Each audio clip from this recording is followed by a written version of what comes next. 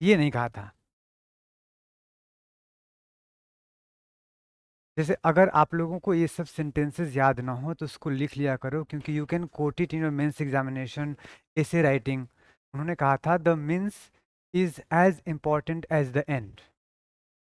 ठीक है, रास्ते उतने ही महत्वपूर्ण हैं जितने की मंजिल, इसलिए अपने रास्तों को एंजॉय करना बहुत जरूरी है। ठीक है, आगे बढ़ा जाए।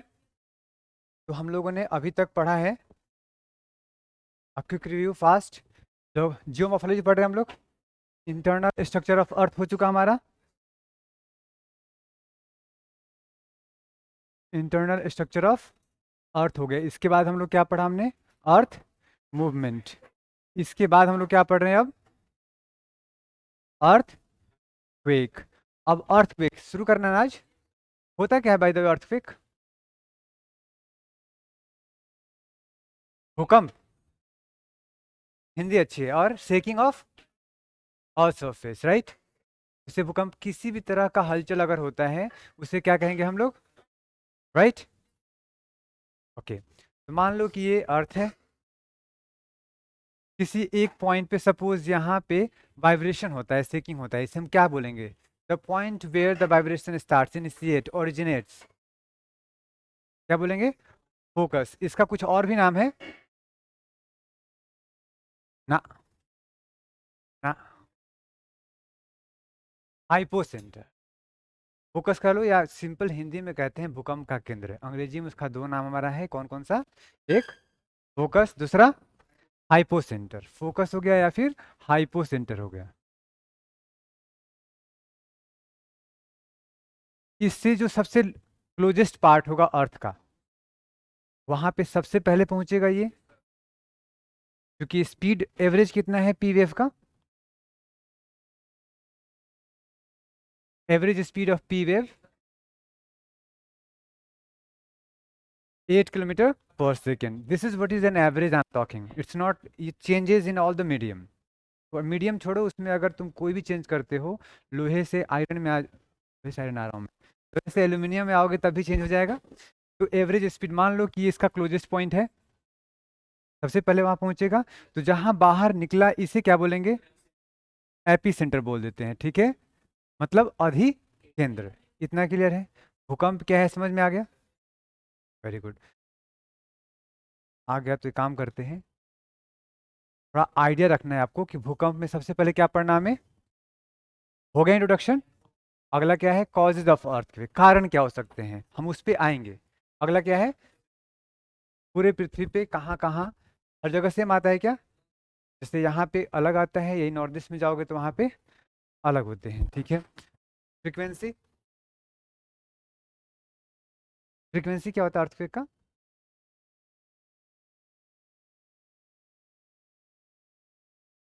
वो फ्रीक्वेंसी होता है, हिंदी भी है,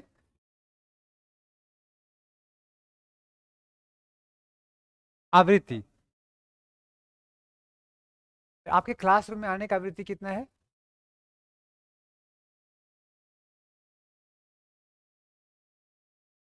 टाइम पीरियड कितना है, टाइम पीरियड पूछ रहा हूँ मैं। यहाँ आए, जाने के बाद फिर कब आते हो, आने का छोड़ो, जब आए मान लो 9 बजे आए, अगले दिन फिर 9 बजे आ रहे हो, अगले दिन फिर 9 बजे आ रहे हो, तो पर डे एक बार, इसे ही आवृत्ति कहते हैं, सिंपल, पर डे एक बार।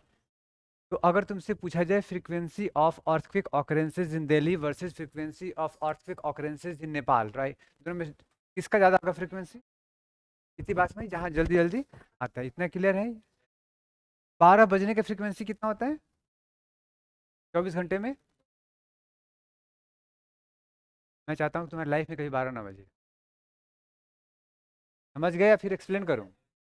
आगे बस क्या है हमारा, अर्थक्वेक वेव्स जो हमने थोड़ा बहुत पढ़ा है, आधा पढ़ रखा था, भूगर्भिक तरंगे, बॉडी वेव पढ़ चुके हम लोग, सरफेस वेव पढ़ना बाकी है। इसके बाद क्या है, मेजरमेंट ऑफ अर्थक्वेक, आखिर अर्थक्वेक मेजर भी करते हैं हम लोग, जैसे कि आप न्यूज़ सुनते रहते हो, रिक्टर स्केल पे इतना इतना इतना जानते हो, लेकिन उसको थोड़ा सा डीप में देखेंगे यूपीएससी के पॉइंट ऑफ व्यू से उसका क्या मीनिंग है। क्या सिर्फ रिक्टर स्केल पे ही मेजर करते हैं या और भी मेजर करने के तरीके हैं, अगर हैं तो वो क्यों हैं। देन तो बताने की जरूरत नहीं है। Very good. Zone depend upon कि कहाँ पे हजार्ड कितना ज़्यादा होता है, कहाँ पे कम होता है, उसके अनुसार हम लोगों ने इसको बांट रखा है। अलग अलग जोन, कितने जोन है इंडिया में?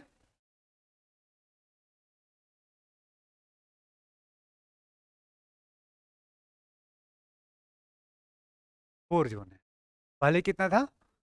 5 था। अब एक हटा दिया गया, अब 4 है, ठीक है। Next, reason of earthquake. कई सारे हो सकते हैं कारण।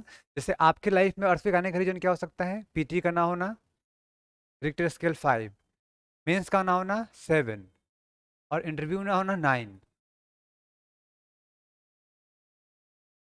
क्या है? एक अर्थक्वेक सॉर्म्स नया कॉन्सेप्ट जो किसी बुक में आपको नहीं मिलेगा, जो हम लोग क्लास में डिस्कस करेंगे।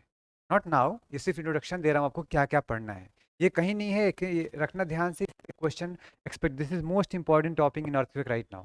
कभी भी मेंस में आपका एग्जाम में ये आ सकता है, और इसलिए आ सकता है क्योंकि विश्व के अलग अलग कोनों में अर्थक्वेक सॉर्म्स को ऑब्जर्व किया गया था, लेकिन 2011 में इंडिया में भी किया गया, जिस पे अब ज़्यादा मतलब डिटेल स्टडी की जा रही है। That's why it is important. अगला कौन सा हमारा है? प्रोनेस। प्रोनेस मतलब ये जो आने की जो संभावनाएं हैं भारत में, इसके क्या कारण हो सकते हैं, या किन किन वजहों से इंडिया में आता है? क्योंकि अर्थक्वेक पढ़ रहे हैं हम लोग, तो पूरा वर्ल्ड तो पढ़ेंगे ही, साथ में इंडिया वाला पार्ट स्पेशली देख लेंगे यहीं पे। अब इंडियन ज्योग्राफी में अर्थ अलग से नहीं पढ़ेंगे अर्थक्वेक इन इंडिया। ठीक है। नेक्स्ट, हजार्ड मिटिगेशन, कैसे कम करें? रोक सकते हैं क्या अर्थक्वेक को? कुछ मैन मेड वाले को रोक सकते हैं, लेकिन यह मुख्यतः नेचुरल इवेंट है जिसको हम रोक नहीं सकते हैं, तो उसको हम मिटिगेट कर सकते हैं, उसके प्रभाव को कम किया जा सकता है। जैसे आप अगर अभी से रोज जो मैंने बताया था चार्ट उसको फॉलो करोगे, तो आपके लाइफ में अर्थक्वेक आने की संभावना कम हो जाएगी। पीटी निकल जाएगा, मेंस निकल जाएगा, इंटरव्यू। और अभी से ध्यान नहीं रखोगे फिर तो सही है। 5 वर्षीय योजना, फिर 10 वर्षीय योजना, फिर जीवन भर की गुलामी। प्रशासन का हिस्सा नहीं बनोगे तो तुम पे कोई और शासन करेगा ना। Once you become the part of प्रशासन, you will govern। Done. Prediction of earthquake कर सकते हैं क्या हम लोग? कर सकते हैं। यही कोई वही कोई अब जो लेटेस्ट टेक्नोलॉजी डेवलप हुआ है, उससे कई सारे केसेस में हम लोग 1 से 40 सेकेंड के अंतर, इतना पहले हम लोग प्रिडिक्ट कर लेते हैं। लेकिन ये अलग बात है कि वहाँ पे भूकंप हुआ, 40 सेकेंड के अंदर डिजास्टर हो चुका होगा, हम मैसेज को कन्वे नहीं कर पाते हैं। लेकिन जैसे जैसे टेक्नोलॉजी हमारी इंप्रूव हो रही है, अपग्रेड हो रही है, हमारा समय बढ़ सकता है और पहले मालूम चल सकता है। या यूं कहो, किस क्षेत्र में होगा ये तो बता सकते हैं ना, तो उसके अनुसार वहां पे घर बनाना होगा। जैसे कि अर्थक्वेक की बात करें, या फिर बात कर लो वोल्केनो का, तो हमें आइडिया तो है ना कहाँ पे वोल्केनो होता है, कहाँ पे नहीं होता है। जैसे जापान में अर्थक्वेक ज्यादा या कम? नॉर्थ ईस्ट में? इतनी बात समझ में आ गई। दिल्ली में? उससे कम। थोड़ा और साउथ जाओ, मध्य प्रदेश में थोड़ा और कम। और साउथ जाओ, महाराष्ट्र में थोड़ा और कम। और साउथ जाओगे कर्नाटका, और कम। तमिलनाडु जाओ, लगभग ना के बराबर। बस इसी आधार पे बांटा गया था हमारा डिफरेंट सिस्मिक जोन्स। ये क्लियर हुआ? तो these are the different topic that we will cover in the class. The very first thing, कुछ बेसिक टर्म्स से बताया आपको। फोकस क्या होता है? केंद्र भूकंप का, जहां से ऊर्जा रिलीज होती है। अधिकेंद्र एपी सेंटर क्या होता है?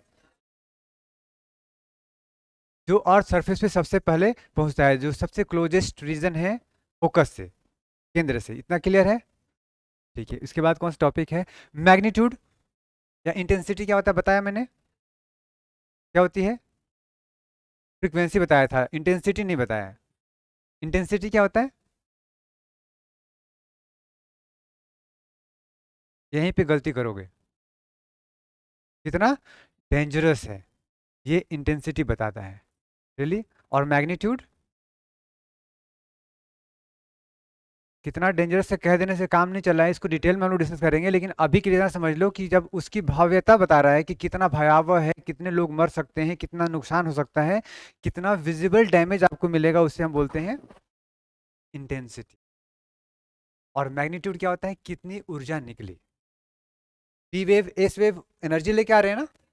वेव्स क्या करते हैं? ऊर्जा को स्थानांतरित करते हैं one place to other place. तो कहाँ से स्थानांतरित कर रहा है? आपका फोकस से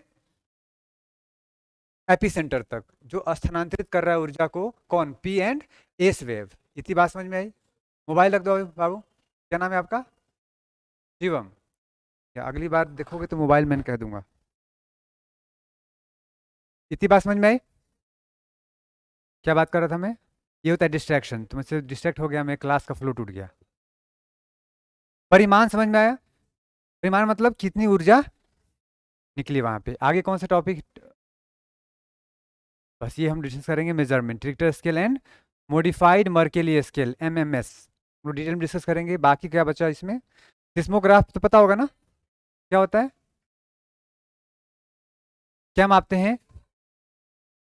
भूकंपीय तरंगों को, है ना, सिस्मिक वेव्स को। ये सब बेसिक टर्म्स हैं, क्लियर है? तो जिनको लिखना है नोट कर लो, एक डायग्राम बनाओ, दिखा दो। ये फोकस है जिसको कि हाइपोसेंटर भी कहते हैं, हिंदी में केंद्र कहते हैं। उसका nearest place on the surface को हम लोग अधिकेंद्र कहते हैं या एपिसेंटर कहते हैं। बेसिक और डेफिनेशन क्या है?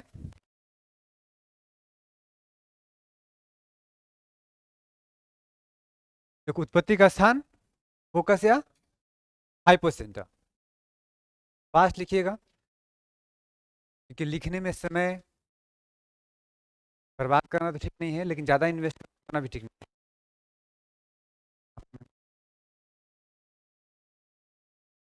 है।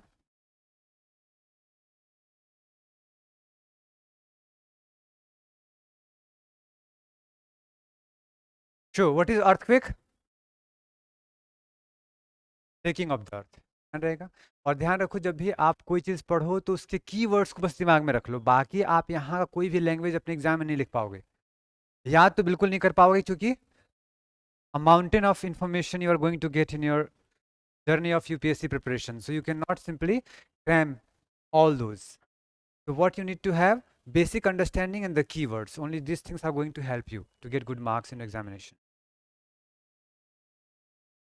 मैंने इंग्लिश बोल दिया? मैंने कहा कीवर्ड्स ध्यान रखिए, और उसका बेसिक अंडरस्टैंडिंग मतलब क्या बोलेंगे? सामान्य, बेसिक अंडरस्टैंडिंग समझ में आ रहा है ना? इतना ध्यान रहेगा तो काम हो जाएगा। सामान्य वर्ड से क्या समझते हो तुम लोग? नॉर्मल? नॉर्मल का मतलब?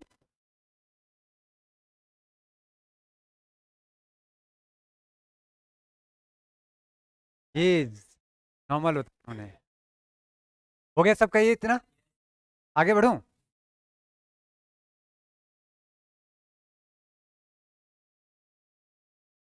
पढ़ेंगे आगे पूरा डिटेल में। इतना डिटेल किसी बुक में नहीं मिलेगा। और ज़्यादातर टीचर्स या टीचर्स की बात करना उचित नहीं है, ज़्यादातर बच्चे जो यूपीएससी की तैयारी करते हैं बस एक बार समझ जाते हैं, the sharp break in the crustal rock is called fault, that's all. But हम लोग इसको इतना डिटेल में करेंगे कि आप कभी भूलोगे नहीं। क्या पीछे? अच्छा, ये नहीं, ये सब वो टर्मिनोलॉजीज हैं जो आपको आइडिया होना चाहिए। हाँ, ये सारा आने वाला है आगे। डन? डन? तो ये क्या है? अच्छा देखो, तो ऊर्जा सिर्फ यहीं पे आ रही है कि चारों तरफ आ रही है? मान लो कि ये पृथ्वी है, सपोज यहाँ पे मैंने बनाया, समझते चलते हैं। ये पृथ्वी है और यहाँ से सेंटर हो गया इसका फोकस, एनर्जी रिलीज होगा, तो यहाँ भी रिलीज होगा। तो यहाँ पे जो खड़ा व्यक्ति होगा और यहाँ पे जो व्यक्ति होगा, दोनों में किसको ज़्यादा झटके महसूस होंगे? और यहाँ वाले को होगा ही नहीं, ना के बराबर होगा। इतनी बात समझ में आ रही है कि होता है आउटवर्ड चारों तरफ, ये ध्यान रहेगा। इसलिए हम इसकी बात करते हैं और इसकी बात करते हैं। जो न्यूज़ में पढ़ते हो आप लोग कि यहाँ भूकंप आया, कहाँ किसकी बात करते हैं हम? हमेशा एपिसेंटर या अधिकेंद्र की बात करते हैं, ठीक है? तो कॉजेज क्या होते हैं अर्थक्वेक के? दो कारण हो सकते हैं, एक मैन मेड और दूसरा मैन मेड। एग्जाम्पल बताओगे? डैम का कंस्ट्रक्ट कर दिया हमने, डैम कंस्ट्रक्ट करने से क्या होगा?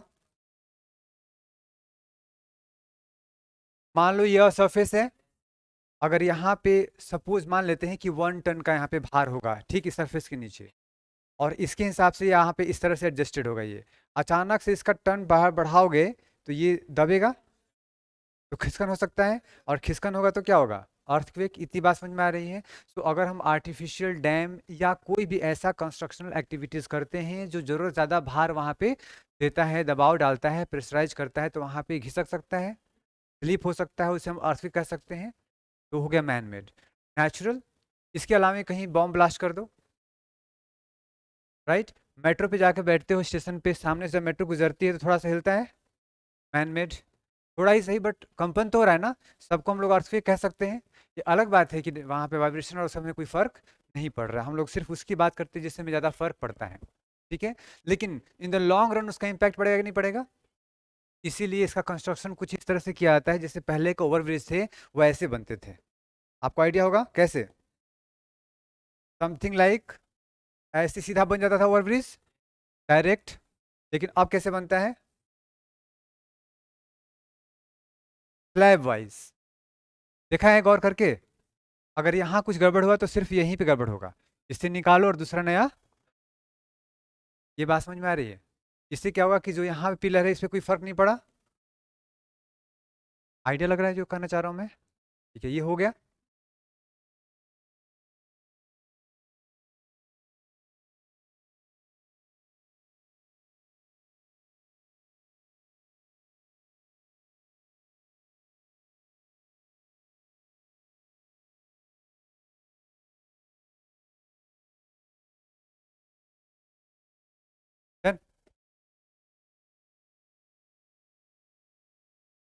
नेचुरल एंड मैन मेड, मानव निर्मित। मानव निर्मित को हम आर्टिफिशियल कह सकते हैं, कृत्रिम, ये भी शब्द का प्रयोग कर सकते हो। मानव जनित मतलब मानव द्वारा उत्पन्न, है ना? ठीक है, आगे बढ़ो।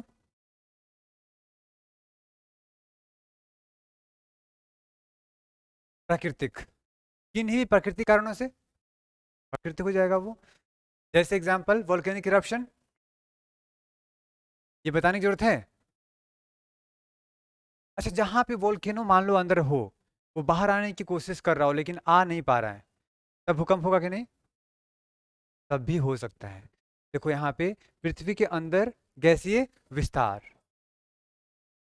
अच्छा, विस्तार होना तो मैग्मा वाला कारण हो सकता है, और किस कारणों से पृथ्वी के अंदर विस्तार हो सकता है?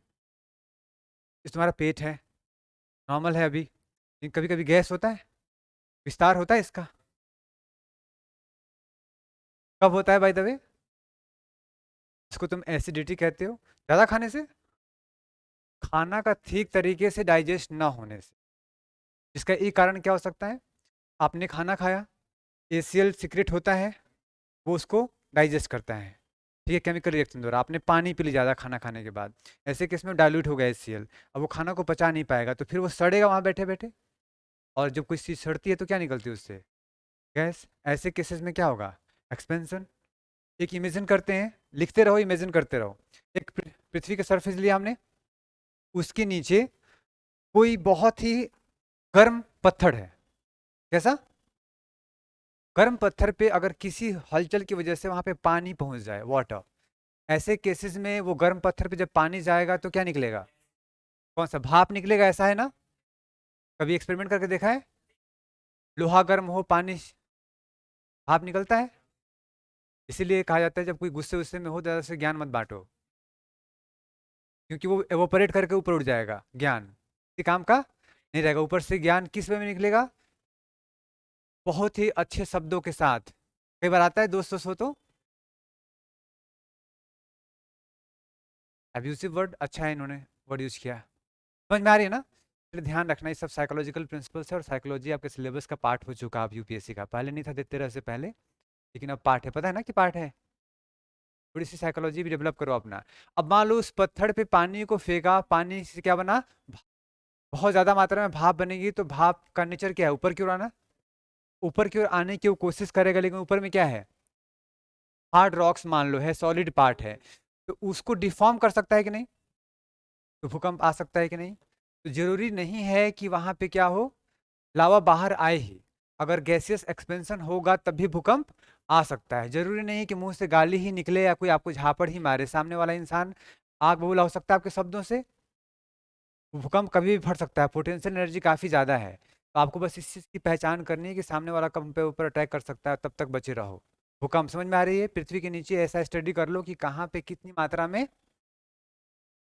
गैस का फॉर्मेशन हो रहा है। अब इमेजिन करो वही पानी किसी तरीके से आराम से धरती के बाहर निकल जाए, आराम से, बोलते हैं उसको हॉट स्प्रिंग बोलते हैं। इतनी बात समझ में आई? एग्जाम्पल बता सकते हो इंडिया में है कि नहीं? अच्छा ये बताओ, गया का नाम कितने लोगों ने सुना है? सबने? नहीं सुना है तो फिर निकाल बाहर कर दूंगा मैं, पृथ्वी से बाहर। ठीक है, गया का नाम सुना है? पितृभोज सबने सुना होगा, पिंड दान करने आते हैं लोग। ठीक है, वहां पे एक नदी है जहाँ पे ज्ञान प्राप्त हुआ था बुद्ध भगवान को। नाम क्या है? ना, आपका नाम क्या है? वो तो एंसेंट नेम है ना, निरंजना। प्रेजेंट टाइम में नेम क्या है? ज्योग्राफी का पार्ट नहीं है नदी? वॉल्केनो तो हो नहीं रहा होगा। वहां पे गर्म पानी का कुंड है कि नहीं? है। क्या है? गर्म पानी का कुंड है। उसको हम लोग रिलीजियस एंगल दे देते हैं कि यहाँ नहाने से पाप धुल जाते हैं, बीमारियां ठीक हो जाती हैं। बट आप सबको पता है कि गर्म पानी से वैसे भी नहाओगे तो जैसे आपको कोई उंड हो जाता है, पैर में जख्म होता है, बोलता है ना डॉक्टर गर्म पानी से सेको। कि वहां पे मान लो कोई मिनरल्स हैं, हर्ब्स ऐसे हैं जिनके मिल जाने से और ज्यादा उसके हर्बल गुण बढ़ जाते होंगे, क्वालिटीज। तो गर्म कुंड वहां पे है, पानी आ रहा है। केस क्या हो रहा होगा? यही केस होगा। उस नदी का नाम, आज का नाम, ये कोई बिहार से नहीं आया, क्लास में एक स्टूडेंट बताया था, है पता होना चाहिए आपको। छोड़ो, आप लोगों ने यूपीएससी से लेके स्टेट पीसीएस के सारे एग्जाम में ये क्वेश्चन आ चुका है। नाम है फाल्गु। आज क्या बोलते हैं उसे? फाल्गु रिवर। पहले का नाम क्या था? निरंजना रिवर। ध्यान रहेगा। वह जब वो नदी पृथ्वी के अंदर से गर्म पानी कैसे आएगा? पृथ्वी के रॉक क्या होंगे? गर्म होगा। वो पानी अगर धीरे से बाहर है तो क्या बोलेंगे उसे? Hot spring. और यदि वही पानी फवारा के रूप में बाहर आए तो क्या बोलेंगे? एक तो होता है पानी की बुलबुला ऐसे बाहर आ जाए, तालाब हो गया, तो क्या हो गया? वो हॉट स्प्रिंग बोलते हैं। और अगर फवारा के साथ आए तो फाउंटेन लाइक स्ट्रक्चर, गीजर बोलते हैं। गीजर। क्या बोलते हैं? गीजर। ध्यान रहेगा इतना। ये वॉल्केनिज्म में डिटेल में पढ़ेंगे हम लोग। लेकिन क्या जरूरी है कि जहां पे अंदर लावा हो वहीं पे ये होगा? नहीं। कहाँ हमारे गया में लावा कहाँ पे है? इंडिया में लावा कहाँ पे है? लेकिन इंडिया में कितने हॉट स्प्रिंग आइडिया है आपको? मोर देन 450 अभी तक डिटेक्ट किए जा चुके हैं। कितने? मोर देन 450 से ज्यादा। ये कैसे हो रहा है? बिकॉज ऑफ पृथ्वी के अंदर गैसीय विस्तार। ये बात समझ में आई? और जहां पे बाहर ना आ पाए वहां भूकंप भी हो सकता है, आने के बाद भी हो सकता है, नहीं आने भी हो सकता है। इतनी बात समझ में आ गई? चलो ठीक है। ज्वलन एवं भ्रंशन प्रक्रिया। ज्वलन क्या होता है? फोल्डिंग। भ्रंशन क्या होता है? इतना ज्यादा फोल्डिंग हो जाए कि ब्रेक हो जाए। देखो इस पे हमने फोर्स दोनों तरफ से दबाया, ये क्या हो रहा है? देखो तो, फोल्ड हो गया, वलन हो गया ये। ठीक है, ज्यादा दबा दो तो यहाँ ब्रेक कर सकता है, क्या हो जाएगा? फॉल्टिंग। वलन एंड भ्रंशन। इतनी बात समझ में आई? तो जहां कहीं भी वलन होगा या भ्रंशन होगा, अर्थक्वेक आएगा कि नहीं? कौन सा प्रोसेस है ये? जैसे हिमालयन रीजन में देखो तो उधर यूरेशिया है, इधर इंडिया है, एक तरफ जा रहे हैं दोनों तरफ। जब दबाओगे तो क्या हो रहा है? हिमालय का निर्माण। और यहाँ पे क्या आ रहा है? भूकंप। कोई इश्यू इसमें? और कोई? ऊर्ध्वावलन एवं up warping and down warping. ये क्या होता है बाय द वे? देखो जैसे मैंने इसको फोर्स लगाया तो ये क्या बन गया? ऊपर एंटीक्लाइन या क्या बना? फोल्ड बना। अगर ये एक ना होकर के कई सारे ऐसे ऐसे हो जाएं, हो सकता है। जैसे पृथ्वी देखो, हिमालय के पास में कई सारा है ना। जब एक विस्तृत एरिया में कई सारा वेव लाइक स्ट्रक्चर बन जाए, बहुत सारा, कैसा? Wave like structure. Because of the compressional force, संपीड़नात्मक बल के कारण जब कई सारा वहां पे वेव लाइक स्ट्रक्चर बन जाए, तरंग जैसा, तो उसे क्या बोलते हैं? वार्पिंग। क्या बोलते हैं? वार्पिंग। जो चीजें ऊपर हो जाती हैं उसे अप वार्पिंग, जो नीचे हो गई है उसे, ये फोल्ड का ही एक्सटेंडेड वर्जन है। अप वार्पिंग, डाउन वार्पिंग जहां पे होगा वहां पे क्या होगा? अब इशू ये है, मैंने कहा था आपको कि हर एक क्वेश्चन में आधे मार्क्स, एक मार्क्स ज्यादा लेके आना है। ज्यादातर बच्चों को इस बारे में पता नहीं होता। कहीं भी कोई बच्चा पढ़ा होगा, आप उनसे डिस्कस कर लेना, जितने भी सो कॉल्ड ग्रेट इंस्टीट्यूशंस नाम जानते हो आप, इतना डिटेल में उनको नहीं पता होता है, मैं आपको पता करा रहा हूँ, क्योंकि मुझे लग्जरी आप दे रहे हो किस बात का, बताने का, दिखवाने का टेंशन थोड़ा कम है, तो समय यूज कर रहा हूँ आपको ज्ञान देने में और ज़्यादा। बात समझ में आ गई? तो अप वार्पिंग डाउन वार्पिंग समझ में आ गया कब? Larger area. तो जहाँ पे फोल्डिंग होगा वहाँ पे वार्पिंग डाउन वार्पिंग भी हो सकता है, इन साइमल्टेनियस दोनों हो सकता है। क्लियर? और कौन सा है एग्जाम्पल? जैसे हिमालय की एक की बात करोगे तो फोल्ड, और सारे की बात करोगे तो वहाँ पे वार्पिंग हुआ है।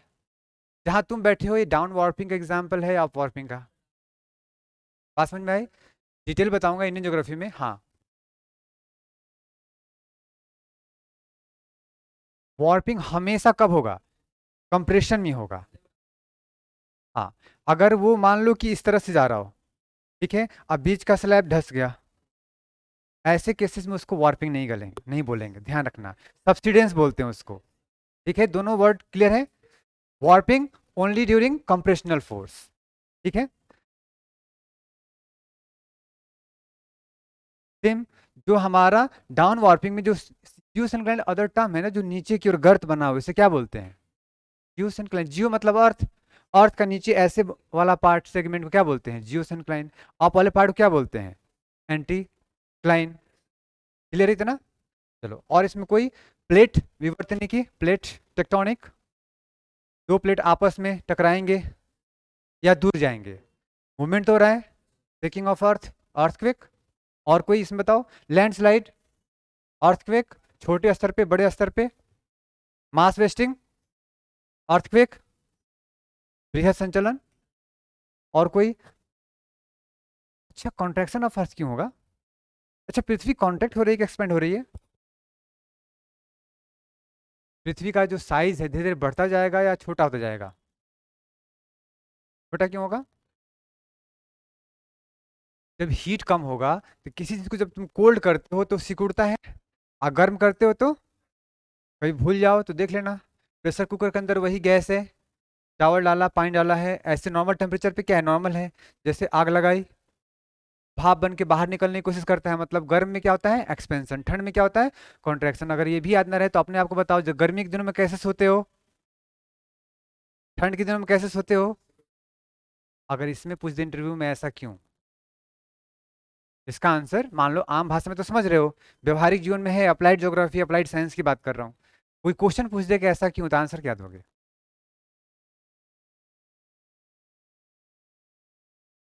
ये है परफेक्ट आंसर।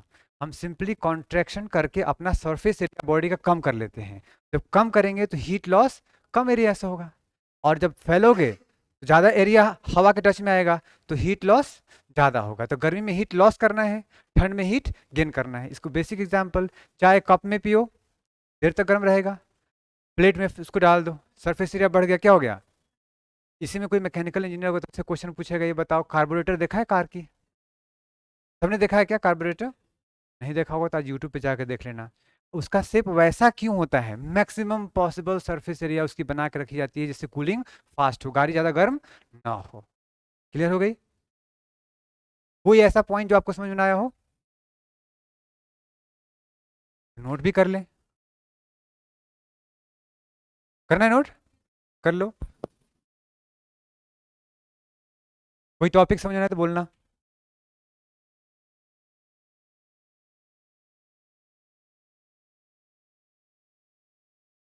पढ़ाई का मतलब होना चाहिए आराम से, जैसे पीएचडी क्लासेस देखे हो तुम लोग, ऐसी क्लासेस होती हैं, बहुत मिनिमम राइटिंग, सारा कुछ समझना है, जो समझ गए इतना राइटिंग प्रैक्टिस करते रहो that you can easily express your self. Have knowledge is another aspect, and to express the same through writing and speaking is different aspect। जानना अलग बात है और उसको व्यक्त करना प्रभावशाली तरीके से वो अलग बात है। तो आपको व्यक्त करना भी है, क्योंकि जान जाओगे तो बहुत अच्छा कहीं भी डिस्कशन कर लोगे, प्राइज विन कर सकते हो, बोल सकते हो अच्छा नेताओं की तरह। जब काम करने की बारी आएगी तो ज्यादातर नेताओं की तरह, ज्यादातर करना चाहिए ना, जो काम करते हैं। क्या मैं सेम कह सकता हूँ इस क्लास में कुछ ही ऐसे स्टूडेंट है जो वाकई ठीक से यूपीएससी के लिए काम, बाकी सब नेताओं की तरह? मेरी क्लास में बैठोगे कम से कम नेता तो जरूर बन जाओगे, बाकी मेहनत करोगे थोड़ा सा घर पे भी तो एग्जाम भी निकाल लोगे। और मेरे स्टूडेंट ऐसे भी रहे हैं जो नंबर 1 भी रैंक लाए हैं, 3 भी लाए हैं, 8 भी लाए हैं, 9 भी लाए हैं, 12 भी लाए हैं, 26 वाले भी हैं, 34 वाले भी हैं, जिन्होंने काम किया। Class same. याद रखना, ज्ञान जो होता है वो बारिश के समान होता है। कैसा होता है? बारिश एक क्षेत्र में एक समान होता है, राइट। लेकिन किस खेत में फसल उगता है जिसको जोत बुन करके तैयार रखते हैं, और बाकी वाले में क्या होता है? कुछ नहीं होता है, कीचड़ लग जाता है। जैसा है वैसा भी नहीं रहता। जैसे आप अपना कीमती समय यहाँ पे दे रहे हो, कोई लोगों ने मास्टर कर लिया होगा, ग्रेजुएशन कर लिया होगा, आप कहीं जॉब कर रहे होते, इकोनॉमिक एक्टिविटी कर रहे होते, but you are here in the class. तो बारिश तो हो रही है, अगर जोत बुन करके तैयार नहीं किया आपने तो क्या होगा? मुझे बैठाओगे? समझ में आ गया सबको? तो ज्ञान कैसा होता है? बारिश की तरह होता है। जोत बुन करके तैयार रखो खुद को। हाँ बोलो। रेल मार्ग से अभी तो बताया था, मेट्रो से आती है, रेल जब जाती है तो नहीं हिलती है धरती। छोटे स्तर पे ही सही आता है ना, आता है कि नहीं? इसमें कई एग्जाम्पल हो सकते हैं और भी। ये बताओ, अभी अभी खदान हम लोग खोद रहे होते हैं, नीचे माइनिंग करते हैं, कोलैप्स करता है ना, तो अलग से पढ़ेंगे टाइप्स ऑफ अर्थक्वेक, तो उसमें एक आएगा कोलैप्स अर्थक्वेक। मतलब जब हम खदान बनाते हैं तो गिर जाता है, मानव जनित हो गया वो।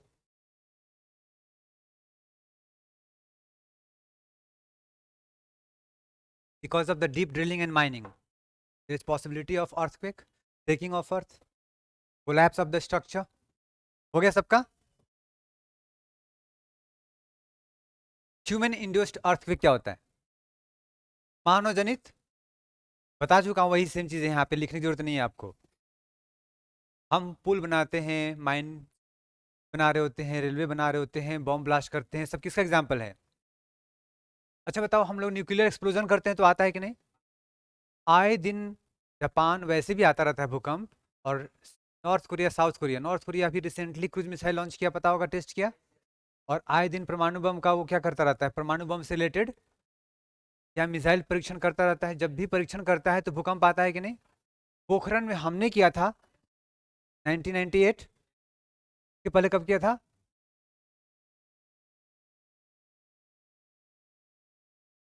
ये सब चीज़ कैसे भूल सकते हो तुम?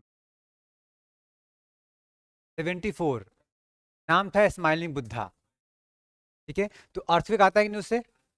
These are all example of, सिर्फ लिख लो एग्जाम्पल का नाम, collapse earthquake, explosion earthquake, reservoir induced earthquake. की ध्यान रखना, reservoir induced earthquake, RIS। Koyna dam, Koyna कहाँ पे है?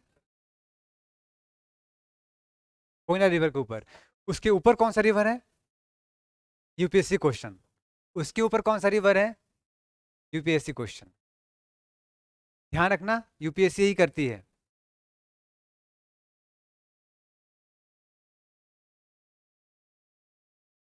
जैसे नॉर्थ एंड साउथ क्वेश्चन पूछेगा आपका कि कोयना रिवर है, उसके उत्तर में कौन सा रिवर है, उसके उत्तर में कौन सा रिवर है।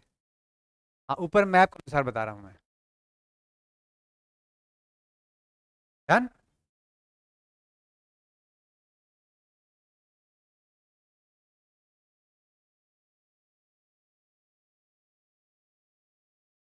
हो गया?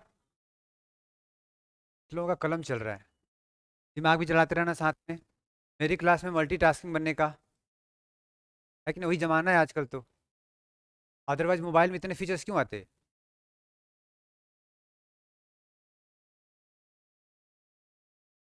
How many of you do digital fasting? Digital fast करते हो कभी? एक दिन करके देखो, तो बिना मोबाइल, बिना लैपटॉप, बिना टीवी, कुछ भी देखे बिना कर लेते हो? फिर महान आदमियों में से एक हो इस जमाने में भी, अगर ऐसा कर पाते हो तो। मैन मेड, नाम लिख लो सारा, हिंदी इंग्लिश दोनों। मल्टीटास्किंग बने रहो। क्या नहीं अब मान चलो आपको? कौन सा?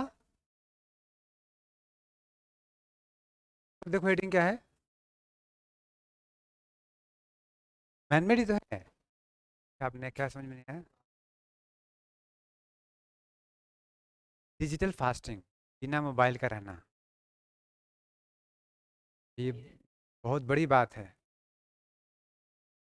अच्छा अच्छा, आप तो कहोगे सर 8 घंटे डेली करता हूँ मैं। मेरी समझ में आ रहा है क्लियर?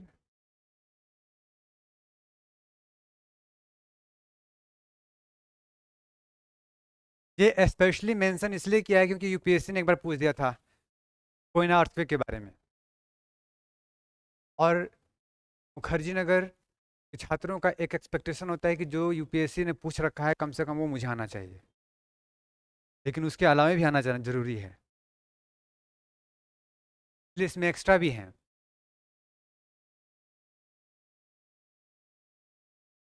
जल स्थैतिक दबाव, हाइड्रोस्टैटिक प्रेशर।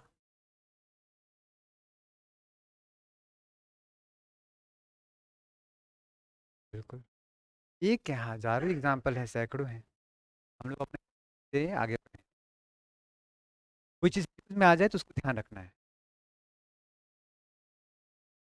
बिहार में भूकंप कब आया था, बहुत फेमस?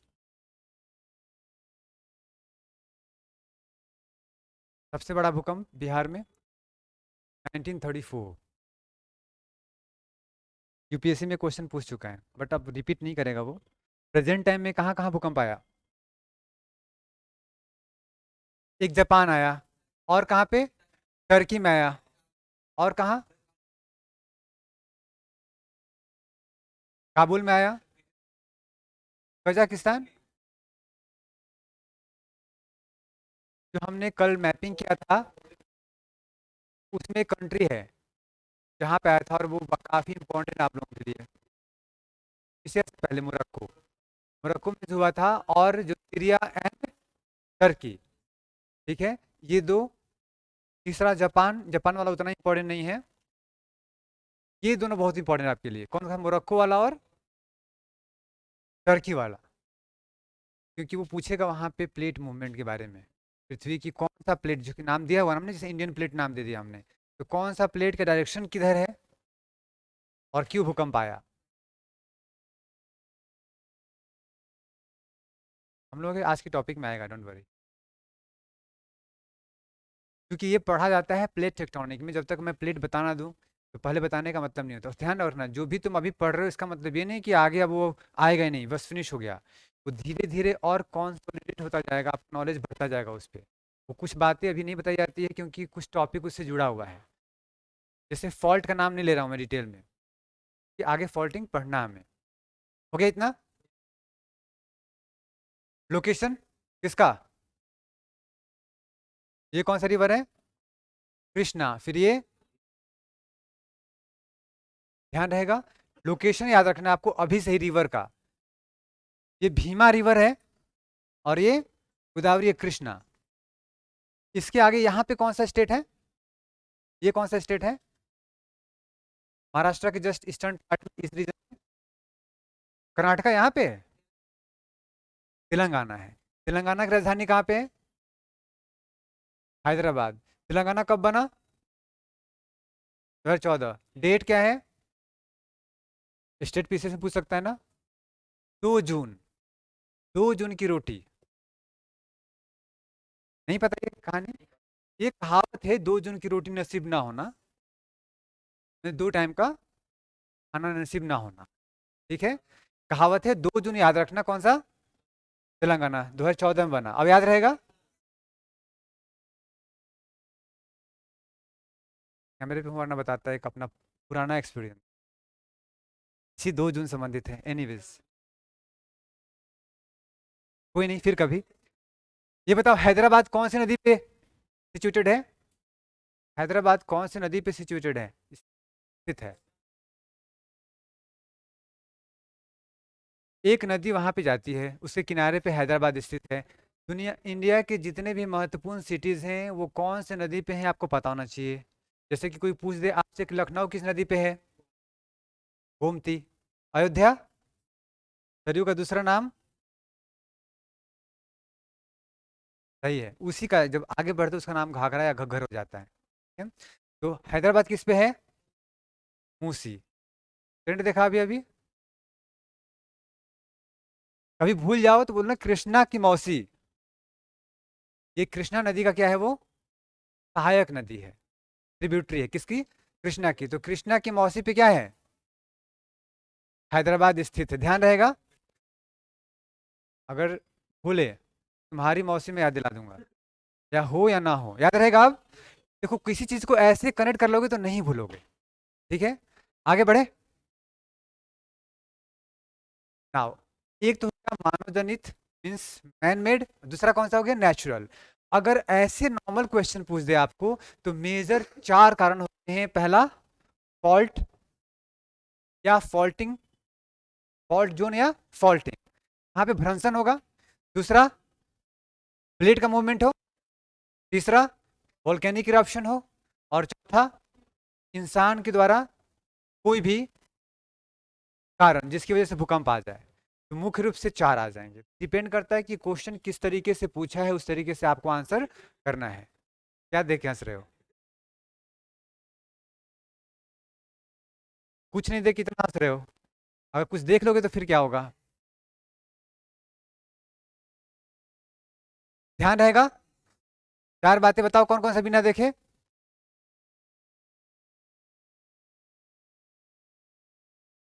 वाह, क्या सिंक्रोनाइजेशन है। डन।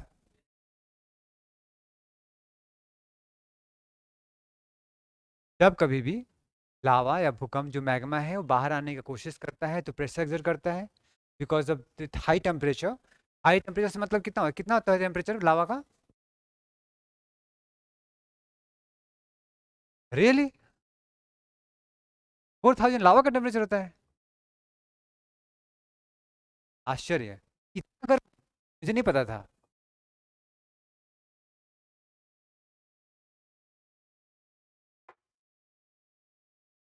वैसे मैंने सोच के देखो, अगर 4000 डिग्री सेल्सियस टेम्परेचर हो, उसके टच में जो भी रहेगा वो सब क्या होगा?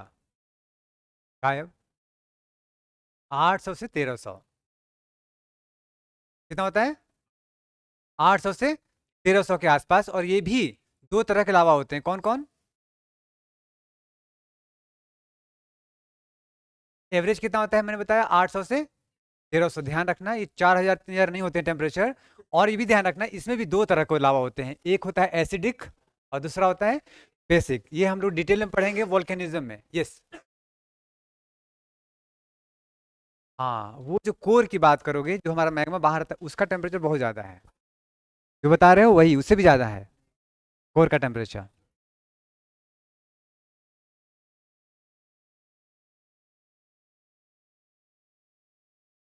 ध्यान रखना कुछ चीजें कॉन्टेक्चुअल होती हैं। जब आपको कॉन्टेक्स्ट की बात समझ में, हर चीज एक्सप्लेन नहीं किया जाएगा बच्चों की तरह आपको। जब लावा की बात की जा रही है तो वही लावा की बात कर रहे हैं जो सरफेस पे आता है, ठीक है? तो उसका टेम्परेचर कितना होगा एवरेज? 800 से 1300 के आसपास रहेगा। इसमें भी देखोगे एसिडिक बेसिक डिटेल पढ़ेंगे कब? आगे चल के। और इसका इम्पैक्ट भी देखेंगे कि ज़्यादा टेम्परेचर वाला जब ठंडा होगा, जब कम टेम्परेचर वाला ठंडा होगा, दोनों से अलग अलग रॉक बनेंगे। एक का नेचर अलग, दूसरे का नेचर अलग। ये सब भी पढ़ना है। और फिर वो बताओगे पृथ्वी पे दुनिया में कहाँ पे कौन सा रॉक मिलेगा, उस रॉक में किसकी मात्रा ज़्यादा होगी, किसकी कम होगी। सब विज्ञान है आपस में, लेकिन अभी बताऊंगा तो फिर बोरिंग हो जाएगा। हो गया इतना? बहुत बड़ा है। कितना? हिमालय जितना?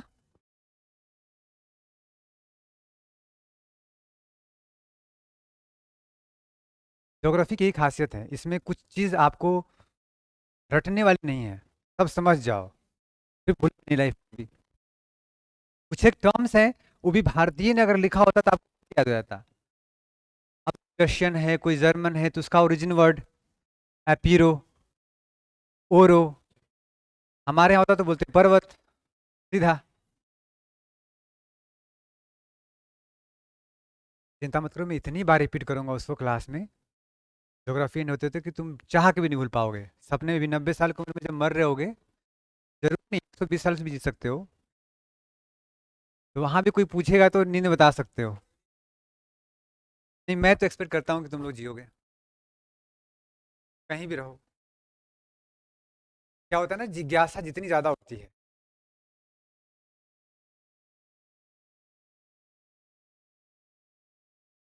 ये बहुत अच्छा सिद्धांत है, लेकिन मैं चाहता हूँ कि आपके महानता के साथ साथ में जीवन भी लंबा हो। डन। अब बताओ मैंने क्या बताया, जब पृथ्वी के अंदर का ऊर्जा लगातार कम होगा तो एक्सपेंशन या कॉन्ट्रैक्शन, एंड दैट्स वाई पृथ्वी सिकुड़ रही है कि नहीं। तो जहां कहीं भी सिकुड़ेगी वहां पे क्या होगा, भूकंप। क्लियर, इतना बेसिक चीजें। तो अगर अपना माइंड को कूल रखो, ना तो उसको सिकुड़ने दो ना ही एक्सपेंड होने दो, ना गर्म करो अपने मस्तिष्क, जो ब्रह्मांड आपका है उसमें लिक्विड है, पता है ना, मस्तिष्क में लिक्विड है, फ्लूइड है। उसकी टेम्परेचर का एक रेंज होता है, उससे ज़्यादा अगर गर्म हो जाएगा तो गुस्सा आ जाएगा, और ज़्यादा ठंडा हो जाएगा तो निराशा आ जाएगी जीवन में, और दोनों ही खतरनाक हैं। तो बैलेंस रखो। क्या बाबू, कुछ भी रख लो, फ्लूइड। जैसे ब्लड हमारे यहाँ है, पानी 70% है, ऐसा उसका कोई नेम नहीं। तो मोबाइल है ना, लुब्रिकेंट टाइप की, उसकी बात। डन। कभी पढ़ा है क्या मस्तिष्क के फ्लूइड के बारे में लाइफ में। बटिया हाँ, उसमें जो हमारा मस्तिष्क है वैसा नहीं, बिल्कुल ड्राई पार्ट है, चिपचिपा चिकना सा होगा, जो सिर्फ फ्लूइड की बात कर रहा हूँ। दुनिया में अभी ऐसे कितनी सारी चीजें हैं जिसका नामकरण करना बाकी है अभी, है कि नहीं। मैं ब्रेन की बात कर रहा हूँ स्पेशली, पूरी तरह से ड्राई नहीं है ना वो, जो उसका फ्लूइड पार्ट है उसकी बात कर रहा हूँ। इसमें मतलब जो ब्रेन है, इसको समझो इस तरीके से, टेम्परेचर बढ़ जाए तो क्या होगा, गुस्सा। कम होगा तो क्या होगा, निराशा। इसी में अगला क्वेश्चन पूछ दूं, अगर तुम्हें बुखार होता है, ठीक है, ऐसे केसेस में टेम्परेचर बढ़ता है, और उस टेम्परेचर बढ़ने से कुछ हमारे नर्व सेल होते हैं वो डेथ उनका हो जाता है, और जो नर्व सेल होते हैं वो डिजनरेटिव हैं कि रिजनरेटिव हैं, कभी जनरेट नहीं होते, याद रखना। जो भी नर्व सेल ब्रेन वाले डेड होते हैं वो दोबारा कभी जीवित नहीं होते हैं। इसलिए वो अगर बुखार आए तो वो सिम्टम है that there is something problem, it's not a disease, it simply symbolises that something wrong is there in the body, go and get it corrected as soon as possible, otherwise it may harm you. तो कभी बुखार है, temperature ज़्यादा हो, तो कभी भी ऐसे जो ब्रेन सेल डेड होते हैं दोबारा जिंदा नहीं होते हैं, बाकी बॉडी की चीज़ें रीजनरेट हो जाती हैं, बाकी सेल्स, बट ब्रेन सेल्स नहीं होते हैं। जैसे पैरास्टामोल क्या है, एंटीबायोटिक। अगर बैक्टीरिया आपके शरीर में घुस गया है, अब तुम बायो पढ़ोगे मेरे से डिटेल में, बाकी बच्चे बोर हो जाएंगे, आपको जानना है। अब कौन बोला नो, हाँ फिर छोड़ देंगे, एक भी बोलेगा नो तो नहीं बताऊंगा क्लास में। जानना है, नहीं सब लोग नहीं है, मैं देख रहा हूँ क्लास में, कहीं बाद में पूछ लेना कैसे काम करता है। तो शॉर्ट बताता हूँ, मान लो तुम्हारे बॉडी में कोई भी बाहर से मटेरियल एंटर करता है, उसे बोलते हैं हम लोग फॉरेन मटेरियल, क्या बोलते हैं, कोई भी चीज। और अगर खास करके वो कोई पैथोजिन हो, पैथोजिन मतलब चार को बोलते हैं हम लोग, bacteria, fungus, virus and protozoa. ठीक है, वही कवक जो बता रहे हो आप, फंगस, कवक, बैक्टीरिया को बैक्टीरिया बोलते हैं ना, और वायरस। अगर ये बॉडी में एंटर करते हैं तो आपके बॉडी में कई तरह के सेल्स हैं, एक बी सेल है जो मेमोरी सेल के रूप में काम करता है, पता है ना। वो तुरंत बॉडी में अंदर जाते ही वो रिकॉग्नाइज करना शुरू करेगा कि ये भाई साहब हमारे अपने हैं या बाहर के हैं, अपने हैं या पराए हैं। तब तक दूसरा सेल उनको बैठाएगा, नाश्ता पानी कराएगा, आइए बैठिए, उधर पूछेगा बताओ ये है कौन, वो याद करके बताएगा कि हमारा नहीं है, बाहर का है। तो वो इन्फॉर्मेशन देगा के सेल को, के सेल कौन है, किलर सेल। किसका पार्ट है वो, ब्लड का, डब्ल्यूबीसी का। ब्लड के कितने पार्ट होते हैं, चार, कौन कौन, plasma, RBC, WBC and, plasma, WBC, RBC और प्लेटलेट्स, चार हैं। तो जो किलर सेल होता है कहाँ होता है, डब्ल्यूबीसी में। वो जो याद करके बता देगा कि हमारे अपने नहीं हैं। अब किलर सेल कहेगा कितना खतरनाक है, वो रिकॉग्नाइज करके उसके हिसाब से बनाएगा हथियार, एंटीबॉडीज। क्या बनाएगा, हथियार उसके हिसाब से, और जाके उसके ऊपर अटैक करेगा। अगर वो स्ट्रांग इनफ है तो मार गिराएगा और आपको पता भी नहीं चलेगा। रोज कितने बैक्टीरिया खाते हो पीते हो, हाथ में पता भी हजारों होंगे, अभी टच किया एंटर कर गया बॉडी में। लेकिन हमारा किलर सेल जो है, जिसको इम्यून सिस्टम तुम कहते हो, काम कर रहा होता है। लेकिन अगर तुम्हारा इम्यून सिस्टम उसको रोक देने में या मार देने में असफल रहा, तो उसके ऊपर डोमिनेंट हो जाता है और तुम्हें वीक करना शुरू कर देता है। और जैसे ही तुम वीक होते हो, परेशान होना शुरू होते हो, तुम्हारे बॉडी का टेम्परेचर ऊपर नीचे होना शुरू हो जाता है और तुम्हें लगता है क्या है कि तुम बीमार पड़ गए हो। तो डॉक्टर के पास जाते हो, तो डॉक्टर चेक करता है कि ये बैक्टीरिया घुसा है या वायरस घुसा है या प्रोटोजोआ या फंगस है। लेकिन हम लोग क्या करते हैं, बुखार हुआ मान के बैठते हैं कि बैक्टीरिया ही होगा, जाते हैं जाकर के एंटीबायोटिक लेते हैं और खा लेते हैं, पता लगा वायरस घुसा था, तुमने एंटीबायोटिक खा लिए। होता है कि नहीं? And that's why it is suggested that you should always consult a doctor before taking any medicine, और that too in a doses. होता क्या है कि तुम जाते हो, एक डोज ले लेते हो, खा लिया, जैसे ही खाया वो बेचारा अधमरा हो गया, तुम्हें लगा कि तुम ठीक हो गए और तुमने छोड़ दिया। वो जो घायल हुआ था सिर्फ, अब दोबारा से जब वो स्ट्रांग होगा तो और खतरनाक होगा, और ऐसा बार बार करोगे तो एक समय ऐसा आएगा कि उसके ऊपर उस दवा का असर नहीं होगा। इतनी बात समझ में आई? इस पे बहुत इंपॉर्टेंट यूपीएससी का मेंस क्वेश्चन लगातार पूछा जा रहा है। एंटी रेजिस्टेंस ड्रग्स, खास करके टीबी वाली बीमारी। एक होता है ना ड्रग रेसिस्टेंट, एक होता है मल्टी ड्रग रेसिस्टेंट, एक होता है टोटल ड्रग रेसिस्टेंट। कोई भी दवा खाओ उन पर फर्क नहीं पड़ेगा। और याद रखो, सबसे ज्यादा खतरनाक दवाइयां हम लोग इंडिया में ही खाते हैं। 650 mg की दवा खा लेते हो ना तुम, एक यूरोपियन को खिला दो, फिर उसका हालत देखो। एक यूरोपियन को खिला दो, उसकी हालत देखो। जितने ये एमजी बढ़ते आते हैं, पावर बढ़ता आता है, ये नहीं खानी चाहिए बिना डॉक्टर से मिले। अब इसकी शॉर्ट में इतना ही दे सकता हूँ मैं। कभी डिटेल में डिस्कशन अगर हो सकता है मौका मिले तो बता दूंगा, बट ज्योग्राफी क्लास में नहीं। आगे बढ़ूँ? समझ में आया थोड़ा बहुत? हो गया ये? तो विस्तार कीजिए गैसियस के साथ साथ अपने ज्ञान का, इसको एवोपरेट मत कर देना। थोड़ा ना एक पैथोजन छोड़ दूंगा।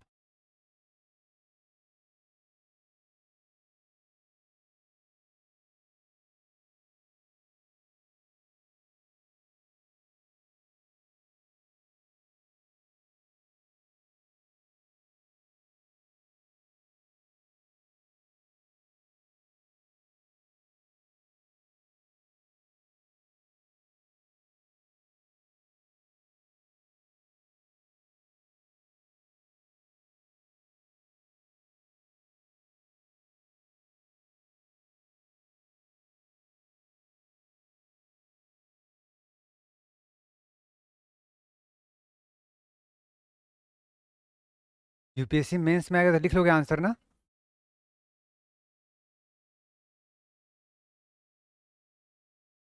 जितना हम लोग अभी डिस्कस किए हैं, मुझे लगता है कि ज़्यादातर लोग क्लास में ऐसे भी होंगे जिसको बिना देखे भी लिख सकते हैं अभी ही। की टर्म्स अगर ध्यान हो तो लिख सकते हो ना? अब गैसेस विस्तार तो बता ही सकते हो। वोल्केनो, भूकंप, बता सकते हो ना? वोल्केनो, क्या बोलते हैं उसको, ज्वालामुखी भूकंप। टेक्टोनिक बता सकते हो? इजी।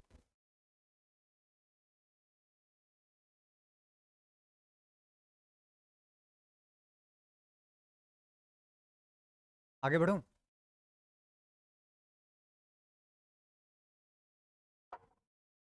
पृथ्वी स्टैटिक है, मोबाइल। अर्थ स्टैटिक है, मोबाइल है, मूविंग है। कितनी स्पीड होगी बाय द वे अभी अर्थ की? बहुत स्लो है ना?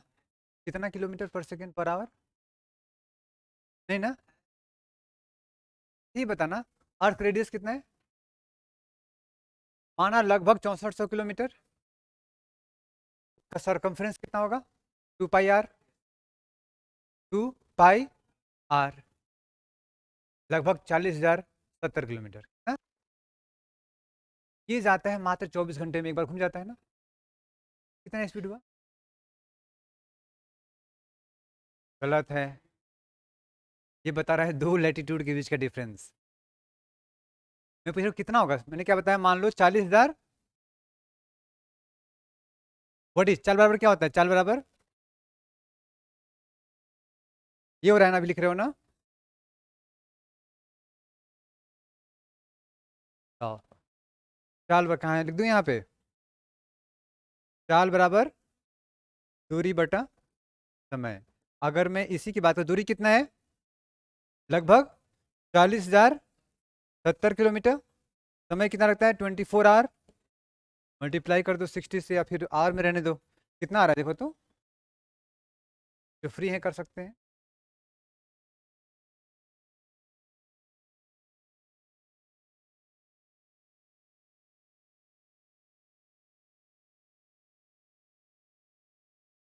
Approx 1670 kilometre per hour.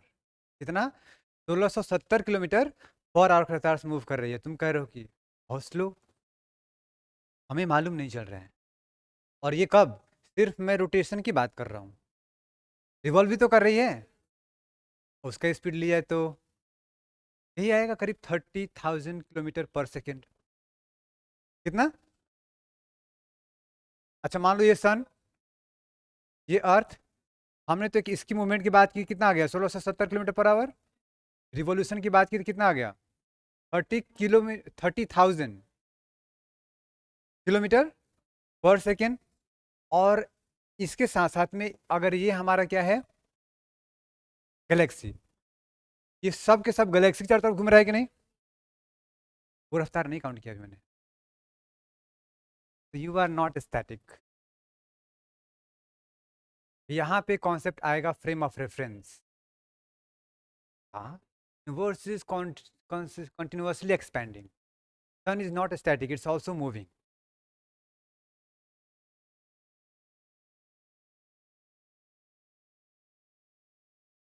Imaginary question, हाँ भी ना भी। तो इस हम लोग आए दिन रोज ब्लैक होल के बारे में नए कॉन्सेप्ट पता करने की कोशिश कर रहे हैं। ब्लैक होल किसे किसे बोलते हैं,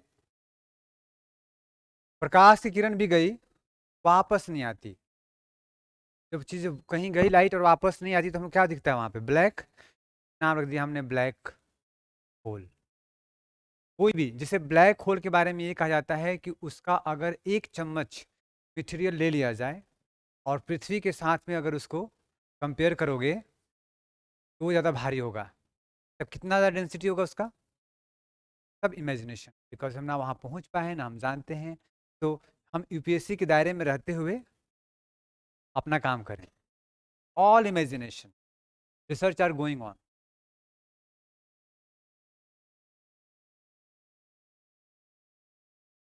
ये भी हो गया ना, up warping and down warping. Picture ले लो इंग्लिश वाले, हिंदी में भी है आगे।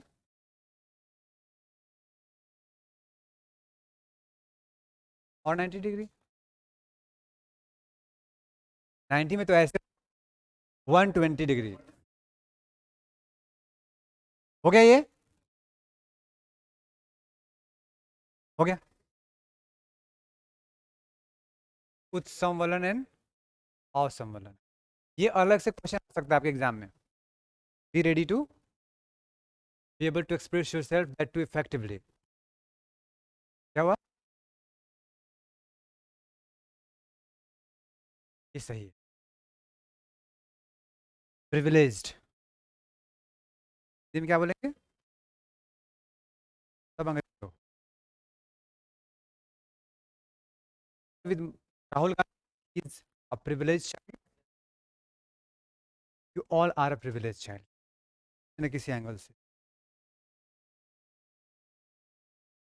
जानते हो सिल्वर स्पून क्या होता है, बॉन्ड विद द सिल्वर, चांदी की चम्मच। कहावत का मतलब क्या हुआ, he is bond with the silver spoon, मतलब अब जैसे अंबानी घर में पैदा होना और एक कॉमन वर्ड, कोई भी रिक्शा पुलर मान लो। अच्छा बताओ, जो बच्चे यहाँ प्रिपरेशन करते हैं, ज़्यादातर ऐसी मानना होता है कि लोग स्पून फीडिंग का एक्सपेक्टेशन रखते हैं। कुछ भी घर पे ना पढ़ना पड़े, सर आओ क्लास में सब बता दो, सब लिखा दो, स्पून फीडिंग। और स्पून फीडिंग वाले लोग बहुत अच्छे लीडर कभी नहीं बनते, क्योंकि आपका दिमाग का विकास तभी होता है जब खुद मेहनत करते हो। आपको बताया था मैंने डॉक्टर परमेंद्र रंजन के बारे में एक बार, साइंटिस्ट, उनकी एक घटना बताता हूँ छोटी सी, आपको काम आएगा एग्जाम्पल। जब मैं वहाँ पे गया था तो 8-10 टेस्ट दिए थे, मैं लगातार टॉप 5 में आता था। उन्होंने 10 बच्चों को चूज़ किया और एक बुक दी, इसे सॉल्व करो, नाम है यूरोडोव। कितने लोग जानते हैं?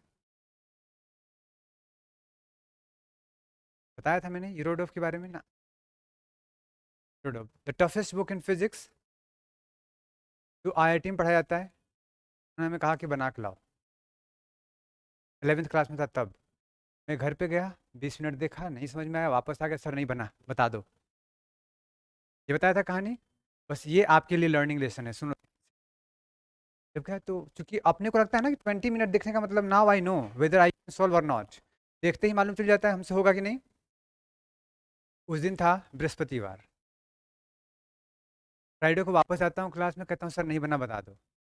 सर कहते हैं ऐसा करो, तुम्हारे पास सैटरडे संडे 2 दिन का टाइम है, तुम मैक्सिमम पॉसिबल जितना समय दे सकते हो इसको सोल्व करने में तुम दो। ध्यान से सुन लो बच्चे, काम आएगा। एक सरप्राइज एलिमेंट मिलने वाला। 20 मिनट देखा, कुछ पता ही नहीं लगा, मेरे से बन ही नहीं सकता। लेकिन घर पे गया, बनाने का कोशिश करना शुरू किया, 1 घंटे बीत गए, 2 घंटे, 3 घंटे, 4 घंटे, कुछ समझ नहीं आया कैसे बनेगा। 5 घंटे, 6 घंटे, 7 घंटे, नहीं हिला वो। लेकिन उतने देर में नर्सरी से लेकर के मैंने जो 10th क्लास तक पढ़ी थी सब कुछ रिवीजन कर गया। कोई तो फॉर्मूला काम आए, कोई मैकेनिज्म काम आए। 8 घंटे हो गए, कुछ नहीं हुआ। 8 घंटे 10 मिनट रेडी में। और दूसरा क्वेश्चन 10 मिनट में, तीसरा 7 मिनट में, फिर सो ऑन, 7-10, 8-10, 7-5 ऐसे बनते चला गया। मैं मंडे को गया तो सर ने बुलाया और बोला, यही वो तरीका होता है कि जब तुम जितना स्ट्रेस देते हो ना ब्रेन को, जितना तुम उसको यूज़ करते हो, वो ढूंढ लेता। आखिर मैंने ही ढूंढा ना उसका क्लू कहीं ना कहीं, कैसे बनेगा वो। और उसके बाद से कहा कि तुम्हें मैं बता देता अगर उसका आंसर, तुम्हें जान जाते कि ऐसे बनता है, लेकिन वैसी समस्याएं हजारों करोड़ लाइफ में आएगी, लेकिन तुम्हारा दिमाग इतना इंप्रूव कभी भी नहीं होता कि तुम उतना एनालिसिस करके आंसर तक पहुंच सको, मल्टीपल डायमेंशन में सोच सको। वो आपके साथ होता है जब आप कोई मैथ्स रीजनिंग सॉल्व करते हो और किसी का हेल्प लेते हो। तो वो तो हेल्प ले लिया, बट आपका ब्रेन नहीं डेवलप होता है। आप, ये लर्निंग पार्ट है, इसमें 2 मिनट 5 मिनट समय मत देखो, इस वक्त जितना समय दे सकते हो अपने ब्रेन को डेवलप करो। और यकीन जानो, उसके बाद से मैंने, थोड़ी मेरी बातें क्या क्या हुई मैं जानता हूँ। मैं जो कॉलेज में जाके कभी भी नहीं पढ़ता था घर पे, कि पीछे का आधार मालूम चला। Not required in the class, teacher ने बताया, समझ में आ गई, हो गई। याद करोगे तो भूल सकते हो, समझ जाओगे तो ना समझ हो जाओगे कभी लाइफ में। समझदारी वो चीज़ है ना जो इरिवर्सिबल है, बढ़ती जाती है। लेकिन याद का उल्टा भी होता है, क्या? भूल जाना। ये बात समझ में आई जो कहना चाह रहा हूँ? पते की लगी हो तो फॉलो करके देखो लाइफ में, कुछ ही क्वेश्चन ही लेके देखो, ब्रेन स्टॉर्मिंग करके। है? ये पढ़ाने का तरीका का यही रहता है। उन्होंने लाइफ में कभी भी कलम कॉपी नहीं ली क्लास में, हम लोग तो फिर भी थोड़ा ले लेते हैं हेल्प करने के लिए, लेकिन उन्होंने कभी नहीं ली। क्लास में ऐसे बैठ के पढ़ाओ, 2 घंटे तो पूरा पढ़ लिया, कुछ हुआ तो कोई पॉइंट मेंशन कर ले जिसको R&D करना हो घर पे फर्दर, दैट्स ऑल। बट आपको मैं कहूँगा इसको लिखते चलना, चूंकि टर्म्स से भूल सकते हो, कॉन्सेप्ट समझ में आ रही है। इस कहानी को अगर रियल में अप्लाई करके देखो, ज़्यादा नहीं 4 दिन या 1 हफ्ते के अंदर तुम्हारे अंदर कितना बदलाव आएगा। डन। फॉल्ट एंड फॉल्टिंग, ये अलग से मेन सा क्वेश्चन ये भी है। फॉल्ट क्या है? कोई भी पत्थर में ब्रेक हो जाए तो क्या बोलेंगे उसे? फोल्डिंग कर रहे हो, एनर्जी बढ़ाते जाओ, एक समय के बाद टूट जाएगा, वो टूट गया तो क्या बन गया? फॉल्ट। कभी एक्सपेरिमेंट करके देखा है? स्ट्रेस स्ट्रेन, इंजीनियरिंग कॉलेज में हम लोगों ने बाकायदा रियल लाइफ में देखा। मान लो एक ऐसा, ये क्या है, मान लो कि ये आयरन रॉड है, क्या ये? इसको हमने मशीन पे एक तरफ से पकड़ा यहाँ पे, और एक मशीन से दूसरे को, और इसको खींचना शुरू किया, तो क्या ये टूट जाएगा तुरंत या एलोंगेट होगा? एलोंगेट होगा। क्यों नहीं होगा? आयरन रॉड मान लो तुमने गर्म कर दिया या कैसे भी, तो सीधा ब्रेक ही हो जाएगा। वो ब्रिटल थोड़ी होता है, इलास्टिक होता है वो। तो वो लंबा होता जाएगा, होता जाएगा, एक समय के बाद वो ब्रेक होगा। वैसे ही हमारी अर्थ क्रस्ट है, एक समय तक तुम्हारा हेयर है, खींचते जाओ, एक माइक्रोस्कोप देखोगे तो थोड़ा सा लंबा होता जाएगा, यहाँ वाला पार्ट उठता जाएगा तुम्हारा स्किन, एक समय के बाद ब्रेक, निकल जाएगा बाहर। तो हर चीज़ की अपनी एक ऊर्जा सहन करने की क्षमता होती है, फोर्स को रोकने की क्षमता होती है। एक लिमिट के बाद क्या होता है, वो ब्रेक कर जाता है। जब ब्रेक कर गया तो क्या बोलेंगे? रबड़ को पकड़ा तुमने, ऐसे खींचा, इलास्टिक एनर्जी, जैसे ही छोड़ोगे काइनेटिक एनर्जी में कन्वर्ट, और ज़्यादा खींच दो तो ब्रेक हो सकता है। समझ में आ रहा है फॉल्टिंग? अब ये इंजीनियरिंग में डिटेल में पढ़ना होता है विद डायग्राम। किस पा एक होता है कि एक फोर्स तक वो सिमिलर वे में एलोंगेट होगा, उसके बाद फिर तेजी से एलोंगेट होगा, उसके बाद बिल्कुल अजीब सा धागे जैसा हो जाएगा, एंड देन ब्रेक। डिपेंड करता है कौन सा मटेरियल है। इसके लिए अलग से वर्ड है डक्टाइल एंड मैलिएबल, सुना है? पढ़ेंगे हम लोग, क्लास में आएगा।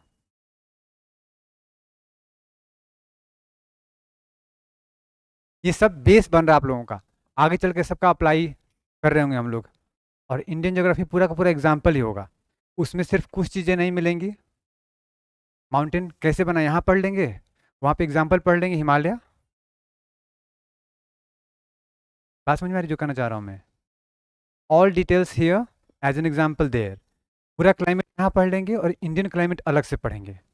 उसके पीछे कारण है, क्योंकि इंडियन क्लाइमेट दुनिया में बहुत ही यूनिक है, उसको अलग से पढ़ेंगे। रेनफॉल सेम होता है, लेकिन उसका भी एक यूनिट है, south west monsoon, not everywhere, only certain places in the world where you can find monsoon, and that's why we'll go separately on monsoon topic. Done? Faulting example कहाँ पे देखना चाहते हो बताओ? हिमालय और ये जो यूरेशियन रीजन है, चाइना वाला रीजन, जहाँ पे टकरा रहा है, वहाँ पे फॉल्ट होगा कि नहीं? कई सारे फॉल्ट बने हुए हैं। उत्तरकाशी जानते हो डिस्ट्रिक्ट, कहाँ पे है? बहुत ही भयंकर भूकंप वहाँ पे आया था, that is because of faulting. और फॉल्टिंग जनरली कब होता है? देखो, slip pass to each other, ये क्या हो रहा है? ट्रांसफॉर्म बाउंड्री छोड़ दो, अभी भूल जाएंगे बच्चे। ये क्या हो रहा है? ये स्लिप कर गया, तो इसे क्या होगा? फॉल्टिंग हुआ कि नहीं? दरार आ गए, दरार को फॉल्ट बोलते हैं, इस प्रोसेस को फॉल्टिंग बोलते हैं। ये बात समझ में आई? और जब हिमालय की बात करोगे तो कई सारे ऐसे रीजन हैं जहाँ पे फॉल्टिंग हो रही है, लेकिन एक नया फॉल्टिंग रीजन प्राप्त अभी भी ढूंढा गया है इंडिया में, जो कि सदर्न इंडिया में है। क्योंकि साउथ इंडिया में जाते तो भूकंप नहीं आता ना, तो वो आपके लिए इंपॉर्टेंट है कि नहीं? उसको आगे देखेंगे हम लोग अगली क्लास में। Osmanabad, do you know, a new fault line जिसको रिकॉग्नाइज किया गया है, मतलब वहाँ भूकंप आ सकता है। तो पृथ्वी की कोई भी जगह जहाँ पे समथिंग लाइक ऐसा हो, slip pass to each other, movement होगा, तो क्या होगा वहाँ? फॉल्ट, और वहाँ पे क्या आएगा? भूकंप। क्लियर? मेनली थ्री टाइप के होते हैं। कौन सा? फॉल्टिंग, फॉल्ट कौन कौन सा? Normal fault, reverse and strike slip. देखो नॉर्मल में क्या दिखा रहा है? एक दूसरे से दूर जा रहा है, ये कौन सा हो गया? इसमें क्या दिख रहा है? तो क्या हो गया ये? रिवर्स। और यहाँ पे क्लियर है? सबसे कॉमन कौन सा होगा?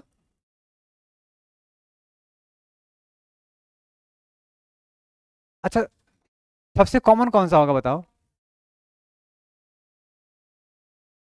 स्ट्राइक स्लिप बहुत कम है, याद रखना। स्ट्राइक स्लिप सबसे कम है वर्ल्ड वाइड। और मेजर तो दो ही तीन दिखेंगे तुम्हें, मेजर जो बड़े बड़े एरिया में हो। नॉर्मल का नाम क्यों पड़ा नॉर्मल? कॉमन की वजह, सामान्य की वजह से। बट सच्चाई ये है कि सब जब स्टडी किया गया तो पहले इसकी स्टडी की गई थी और इसका नाम रख दिया गया था नॉर्मल। बट सच्चाई ये नहीं है, बाद में मालूम चला कि इससे ज़्यादा तो ये है, कंप्रेशन की वजह से ज़्यादा फॉल्टिंग हो रही है, क्योंकि नामकरण हो गया। एक शब्द है इंग्लिश में बोलते हैं मिस नॉमर, क्या बोलते हैं? इसका मतलब ये है कि गलती से, मतलब वो नाम जो है ना आपको गलत इंफॉर्मेशन देता है, मिस इन्फॉर्मेशन, गलत इंफॉर्मेशन। जैसे एटम, परमाणु, ये एक मिसनॉमर है। मिसनॉमर मतलब ए मतलब नहीं, टॉम मतलब विखंडन, जिसको विखंडित नहीं कर सकते हैं उसका नाम क्या दिया गया? एटम। लेकिन बाद में मालूम चला कि उसके अंदर इलेक्ट्रॉन, प्रोटॉन, न्यूट्रॉन भी है, विखंडन हुआ कि नहीं उसका? लेकिन ये बाद में मालूम चला, तो इसको क्या बोलेंगे? मिसनॉमर। जैसे first law of thermodynamics, first law बता दिया गया, बाद में पता चला कि बेसिक तो है नहीं, इसके पहले और है, तो उसका नाम रख दिया जीरोर्थ लॉ। क्या नाम रखा उसका? जीरोर्थ लॉ, शून्य वाला लॉ। लेकिन ये मिसनॉमर हुआ कि नहीं? अब जैसे आप में से किसी का नाम हो पूरा समथिंग लाइक हिमालय प्रताप सिंह, और थोड़ी सी कोई ऊंचा बोल दे वो कांप जाते हो, तो नाम का मिसनोमर हुआ कि नहीं? समझ में आ गया मिसनोमर अब? ठीक है। वैसे नॉर्मल फॉल्ट बोलते हैं इसको कि सामान्यता है होता है हर जगह, लेकिन ये इससे भी ज्यादा कौन होता है? अब ध्यान आया, जब आपस में टकराओगे तो कौन सा? हिंदी में व्युत्क्रम। और ये दूर जाना आजकल सामान्य बात है एक दूसरे से, छोटी छोटी बातों पे सामान्य। और लास्ट में कौन सा है?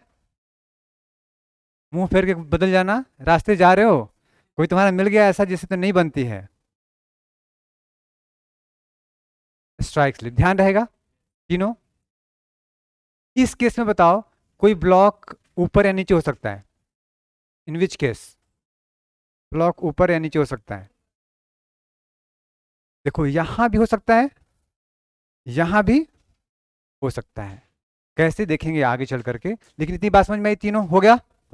लेकिन कोई पूछे कि how many types of faults are there, भ्रंश कितने प्रकार के होते हैं?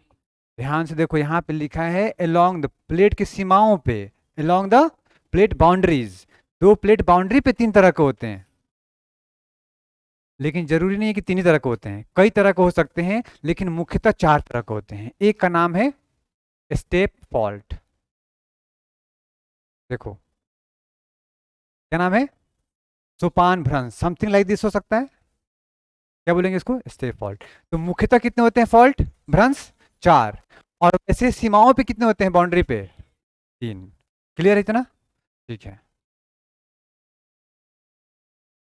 क्या बाबू?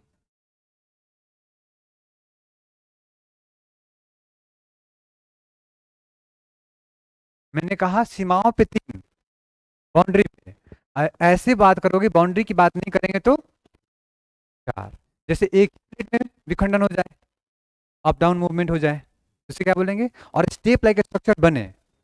अब इसके अलावा अगर बहुत सारे स्ट्रक्चर बन सकते हैं, जेड डब्ल्यू वी सी आकार का, तो अलग अलग नाम दे दो, लेकिन इसमें क्या दे दिया मैंने? या मुख्यतः मेनली, मेनली कितने होते हैं? चार। याद रहेगा, एग्जाम में आएगा बता सकते हो। अच्छा इन परिस्थितियों में कभी ऐसा हो सकता है देखो तो, कि कोई पार्ट ऊपर उठ जाए, कोई पार्ट नीचे धंस जाए। जो पार्ट ऊपर उठ जाता है उसका नाम क्या है? यहाँ पे कहाँ एंटी लाइन दिख रहा है? क्या बोलते हैं उसको? समथिंग ये आकार बनता है तो उसे क्या बोलते हैं? कोनिकल आकार बनता है तो एंटीक्लाइन, कोनिकल आकार बने तो सिनक्लाइन। यहाँ पे क्या बन रहा है? नॉर्मल पार्ट ऊपर उठ गया, उसे क्या बोलते हैं? हॉर्स्ट। ध्यान रहेगा, हिंदी में भी हॉर्स्ट लिख सकते हो, कोई इशू नहीं है। और नीचे क्या बना? ग्रेबन। ग्रेबन एक जर्मन वर्ड है, घाटी जानते हो? बस वैली को, घाटी को जर्मन भाषा में ग्रेबन कहते हैं। वहां के साइंटिस्ट ने इसको एनालाइज किया तो उसने नाम रख दिया क्या? ग्रेबन। आप आराम से घाटी कहो, कोई दिक्कत नहीं है। तो ये नीचे दब गया, क्या हो गया? हो सकता है, गौर करना इधर, शिवालिक जानते हो नाम? मिडिल हिमालय जानते हो? दोनों के बीच का एक पार्ट होगा, कश्मीर वैली हो सकता है, वैली हो सकता है ना, दबा हुआ क्षेत्र नीचे वाला, उसमें लोग रह सकते हैं, खेती हो सकती है। तो ध्यान रखो तुम्हें क्वेश्चन आ सकता है वैली एंड हॉर्स्ट। ध्यान रहेगा, वैली एंड हॉर्स्ट। सबसे ज्यादा क्वेश्चन पूछे जाने वाला है कि हॉर्स्ट का नाम जो सबसे फेमस है वर्ल्ड वाइड, बता सकते हो? जो बार बार पूछा गया है। यस, ब्लैक फॉरेस्ट के पास हर्ट्ज माउंटेन है, कहाँ का? जर्मनी। राइन वैली के पास, फ्रांस एंड जर्मनी के बीच वाला पार्ट जो हमारा है, वहां पे हर्स्ट वैली है। किसका? हॉर्स्ट माउंटेन किसका है? जर्मनी में नहीं नाम लिया था। वो सबसे अधिक बार पूछा गया है, बार बार पूछा जाएगा आपसे, तो आप रेडी रहना, आगे आ जाएगा एग्जाम्पल में। समझ में आ गया हॉर्स क्या होता है? ग्रेबन मतलब वैली, घाटी, और हॉर्स हॉर्सी बोलते हैं, ठीक है। तो हॉर्स्ट माउंटेन और ब्लॉक माउंटेन में डिफरेंस है। जब फॉल्टिंग हो जाती है तो जो माउंटेन बना, हॉर्स्ट माउंटेन, जब फोल्डिंग की वजह से ऊपर उठ गया, ब्लॉक माउंटेन। तो डिफरेंस समझ में आया? इन जनरल लोग एक ही शब्द यूज कर लेते हैं। एक शब्द बोलने जा रहा हूं मैं, रैंप वैली, हिंदी में बोलते हैं रैंप वैली। और ये कौन सा है एक हमारा? वैली। तो रैंप वैली और वैली में क्या डिफरेंस है? इतना तो आपके एनसीईआरटी में भी नहीं है।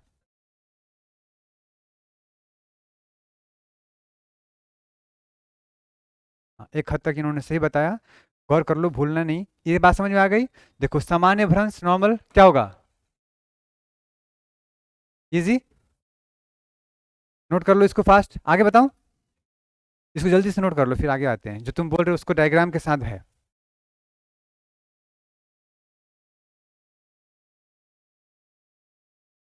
तनाव बल मतलब टेंशनल फोर्स, एक दूसरे से अपोजिट और एक दूसरे की तरफ।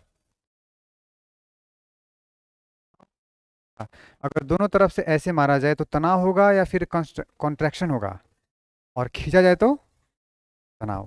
बस। कोई भूल जाओ तो किसी को इमेजिन करो, जो तुम्हें थोड़ा सा शैतान करता हो, बदमाश दोस्त, उसका कान पकड़ के जोर से खींच रहे हो, उसको तनाव हो जाएगी। और ऐसे इमेजिन करो कुछ ऐसे लोगों को जो लाइफ में बदमाशियां करते रहते हैं, तो जल्दी याद हो जाएगा।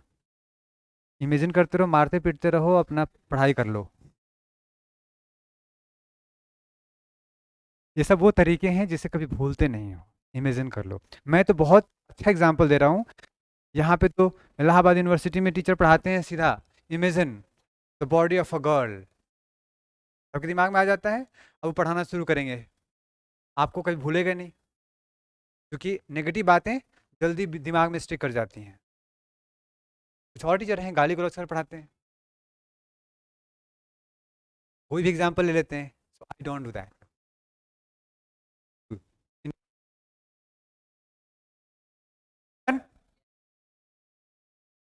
Normal fault, how about reverse? नाम सुना होगा थ्रस्ट फॉल, आरूढ़। रिवर्स को ही बोलते हैं, दूसरा नाम है। क्यों है वो लिखा हुआ है, एक दूसरे के ऊपर आरूढ़ हो जाते हैं, है ना? अगर ऐसे हो रहा है मान लो, और ये के ऊपर दूसरा आ गया, तो आरूढ़ हो गया। थ्रस्ट फॉल्ट भी बोल देंगे इसको, या फिर इसको क्या बोलेंगे? टुवर्ड्स ईच अदर, क्या होगा? रिवर्स। Away other.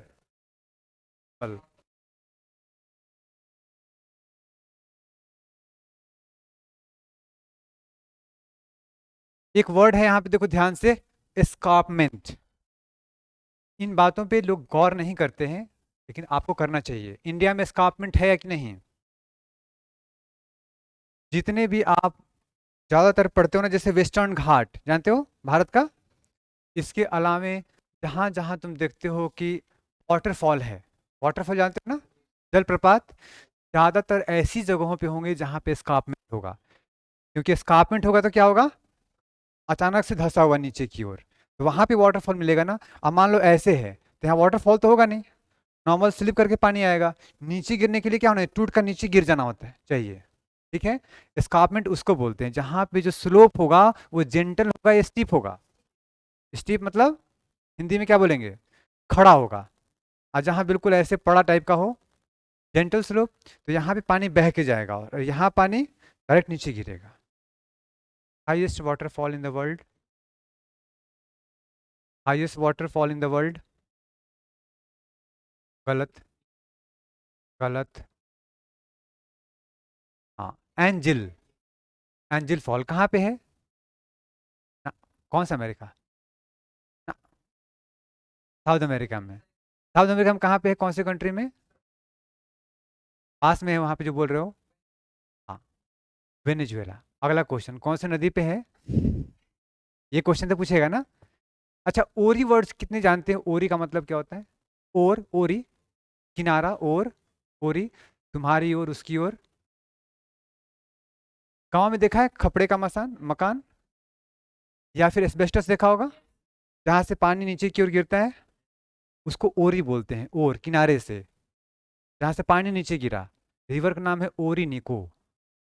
ओरी नीको। और अब याद रहेगा, पानी नीचे गिरना जलप्रपात, और गिरना जंप लगा के, एंजेलिना जोली की तरह हाईएस्ट फ्लाइट से नीचे कूद जाना, highest jump, longest jump, angel. याद रहेगा। ये वापस आएगा कब? जब हम लोग पढ़ रहे होंगे आगे की ओर वॉल्केनिज्म या फिर क्लाइमेटोलॉजी में, वापस आएगा ये। Orinoco river, Angel fall, highest in the world, कहाँ पे? वेनेजुएला। और ये ओरिनिको फिर से आएगा, क्योंकि दुनिया में सबसे ज़्यादा लाइटनिंग कहाँ होता है, बताऊंगा बाद में। लाइटनिंग कहाँ होता है? लाइटनिंग क्या होता है हिंदी में? बिजली का कड़कना। 1 मिनट में कितना एक्सपेक्ट कर सकते हो, 1 दिन में? 1 मिनट में 32 तक भी लाइटनिंग वहाँ हो जाती है, एक सर्टेन टाइम में। तो तुम विश्व दर्शन करोगे आईएएस बनने के बाद में, तो वहाँ जरूर जाना। मैं ज्योग्राफी के बहुत सारे पॉइंट बता दूंगा, वहाँ जरूर जाना। 1 मिनट में 32 टाइम्स। सेम ओरिनिको वाले पास में, वेनेजुएला। लेकिन वहाँ जाकर मत देखना, दूर का स्पॉट बना हुआ है। हो गया कुछ? डन। ओरिनिको याद रहेगा? ओरिनिको। लॉन्गेस्ट रिवर ऑफ वेनेजुएला, कोई क्वेश्चन पूछ दे तो। Longest river of Venezuela.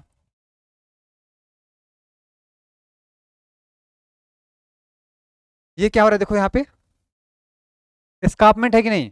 ये पहले क्या था, ऐसे था, ये स्लोप था, यहाँ पे एस्कार्पमेंट हो गया। तो क्या हो गया, यहाँ पे वाटरफॉल हो सकता है। एस्कार्पमेंट समझ में आया? एस्कार्पमेंट कब होगा, जब भ्रंशन होगा तब, या नहीं? फॉल्टिंग होगा तो क्या हो, ब्रेक करके नीचे गिर जाएगा। वहां पे एस्कार्पमेंट कहाँ पे हुआ है, हमारे भारत के वेस्टर्न घाट में। ईस्टर्न घाट में हुआ है क्या?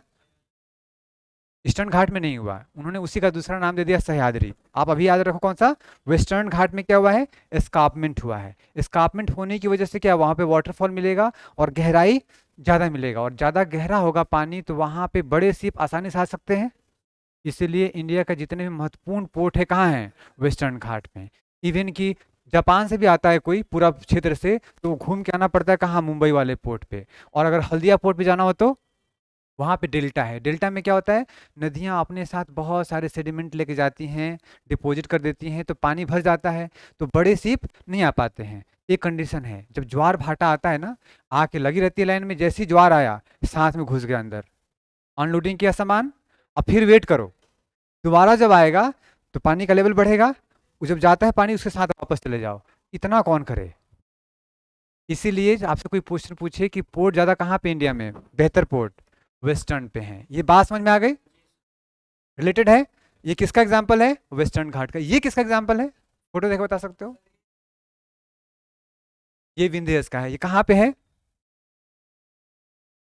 महाराष्ट्र में विंध्यन है, मध्य प्रदेश में। सतपुड़ा जो है वो कहाँ पे है, महाराष्ट्र और इसका मध्य प्रदेश के बॉर्डर पे। उसके बीच में रिफ्ट है, घाटी कौन सी, नर्मदा। उसके ऊपर में नॉर्थ में कौन सा है, विंध्यन है। विंध्याज में भी क्या है, स्कार्पमेंट हुआ है। स्कार्पमेंट दिख रहा है, सबसिडेंस हो गया वहां पे बिकॉज ऑफ फॉल्टिंग। यहाँ भी मिल जाएगा आपको कुछ कुछ वाटरफॉल। बात समझ में आ गई? हाउ अबाउट दिस स्कार्पमेंट, ध्यान रहेगा। तो जब भी कभी भी कहीं फॉल्टिंग होगा तो कई सारे भू आकृति बनेंगे कि नहीं। और हम लोग पढ़ क्या रहे हैं, भू आकृति विज्ञान। इसमें अभी तक हम लोगों ने बहुत कुछ देख रखा है। माउंटेन का निर्माण देखा, कौन सा, फोल्ड माउंटेन का। अगला क्लास जब वोल्केनिक इरप्शन पढ़ेंगे तो वहाँ वोल्केनो से क्या बनेगा, माउंटेन, वोल्केनिक माउंटेन। और क्या देखा हमने, ब्लॉक माउंटेन देखा कि नहीं। अगर दो पार्ट नीचे गिर जाए, जो ऊपर बच गया, कौन सा माउंटेन हुआ, ब्लॉक माउंटेन। या एक पार्ट ऊपर उठ जाए, दो पार्ट नीचे हैं, तो क्या माउंटेन बन गया। ऊपर जो पार्ट चला गया, बीच वाला सेंटर वाला पार्ट, तो क्या बोलेंगे उसे, माउंटेन। कौन सा माउंटेन, ना तो वो फोल्डिंग से बना और ना ही वोल्केनो से बना। किससे बना, बिकॉज ऑफ फॉल्टिंग। ऊपर उठ गया या फिर नीचे धस जाए, तो जो धस गया उसके सामने वाला माउंटेन, ऊपर उठ गया तो बगल वाले के सामने ऊंचा हो गया तो माउंटेन। कौन सा माउंटेन, ब्लॉक। तो बेसिकली 3 तरह के माउंटेन होते हैं मेनली। बाकी कई सारे नाम दे सकते हैं, रेसिड्यूअल, पता नहीं क्या क्या, बट बेसिकली कितने होते हैं, 3। आएंगे वापस उस पे, हो गया इतना। ये क्या था, ये कौन सा एग्जाम्पल है, एस्कार्पमेंट हुआ होगा यहाँ भी, नीचे फॉल्टिंग हुआ होगा। ये भी वेस्टर्न घाट का ही है। ऐसे प्लेसेस हैं, टाइम मिले भारत दर्शन में जरूर घूम लेना। गए हो? अच्छा। तूफान स्टेप क्या होगा, कई सारे फॉल्ट लाइन जो हैं, फॉल्टिंग पैरेलल हो जाए, पैरेलल हो जाए, और किसी में ज्यादा, किसी में कम, किसी में और कम, स्टेप लाइक स्ट्रक्चर बन जाए, क्या बनेगा उसे, स्टेप फॉल्टिंग। समझ में आ गया? आप बताएंगे, आपका नाम क्या है, आनंद। आनंद लेते हुए बताएं क्लास में कि कितने तरह के फॉल्ट होते हैं, भ्रंश। बाउंड्री पर 3 होते हैं नॉर्मली। चारों का नाम बता दीजिए एक बार बिना देखे। स्टेप, स्ट्राइक स्लिप और कौन सा, नॉर्मल और reverse. Very good, thank you. Question पूछा एक आदमी से, बट रिवीजन सबका हो रहा है ना। हाँ।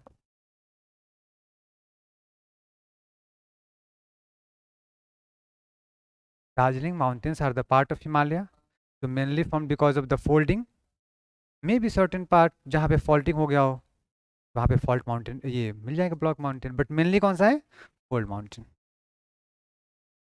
जब ये क्वेश्चन पूछ रहे हो तो जाके स्पेशली जब एग्जाम दो। हाँ, कहाँ है दार्जिलिंग, कौन से स्टेट में। हाँ, वहाँ पे जाके इतना डीप में घुसना होगा, अदरवाइज जा सकता नहीं है। पार्ट है माउंटेन हिमालय का, तो कैसे बना है हिमालय, फोल्डिंग है या वोल है या ब्लॉक है, मेनली फोल्डिंग है मेनली। वहाँ पे कई सारे ऐसे पार्ट है जहाँ पे सब्सिडेंस भी हुआ होगा, फॉल्ट बना होगा। तो जैसे मैंने आपको बताया गढ़वाल डिस्ट्रिक्ट, वहाँ पे कई सारे ये हमारे मिल जाएंगे आपको ब्लॉक माउंटेन, बट वो इतना इंपॉर्टेंट नहीं है, वहाँ से कभी एग्जाम में क्वेश्चन नहीं पूछा। जब भी क्वेश्चन पूछा है फोल्डेड माउंटेन के रूप में पूछा है। हाँ, दुनिया के जितने भी ब्लॉक माउंटेन हैं उनका एक छोटा सा चार्ट बना लेना, important block mountains of the world गिने चुने हैं जिसको रिकॉग्नाइज करना होता है। You should have in your notebook of PT special, not mains. Done. देखो इसका दूसरा नाम भी है, क्या नाम है, ट्रांसकरेंट। ऑफ कोर्स, वही तो सबसे मेन एग्जाम्पल है। और ये लगभग हर जगह पूछा गया, हर एग्जाम में, बिहार हो, उत्तर प्रदेश, झारखंड, उत्तराखंड, यूपीएससी, हरियाणा, राजस्थान, किसी ने छोड़ा नहीं है इसको, इस क्वेश्चन को। जर्मनी का हार्ज माउंटेन, HARZ, हिंदी में हार्ज, आगे आएगा लिखा हुआ है यहाँ पे। हो गया इतना सबका। अब यहाँ थोड़ा कंफ्यूजन होने वाला है आपको, दो तरह की वैली मिलेगा, एक रैंप वैली और रिफ्ट वैली, दोनों में डिफरेंस पूछेगा आपसे, बता सकते हो। अभी मत बताओ, कंफ्यूज कर जाएंगे बच्चे। आगे बढ़ो। ये किसका एग्जाम्पल है, सैन एंड्रियाज। खोल के देना वहां पे मैप, यूएसए वाला जहां पे कैलिफोर्निया दिख रहा हो।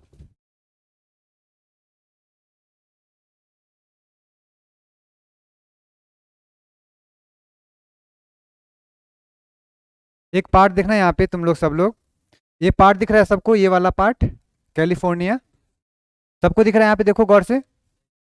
अब मेरी तरफ देखो, मेरी तरफ देखो, वरना मैं ये स्लिप हो जाएगा, तुम्हारा स्लिप हो जाएगा दिमाग से।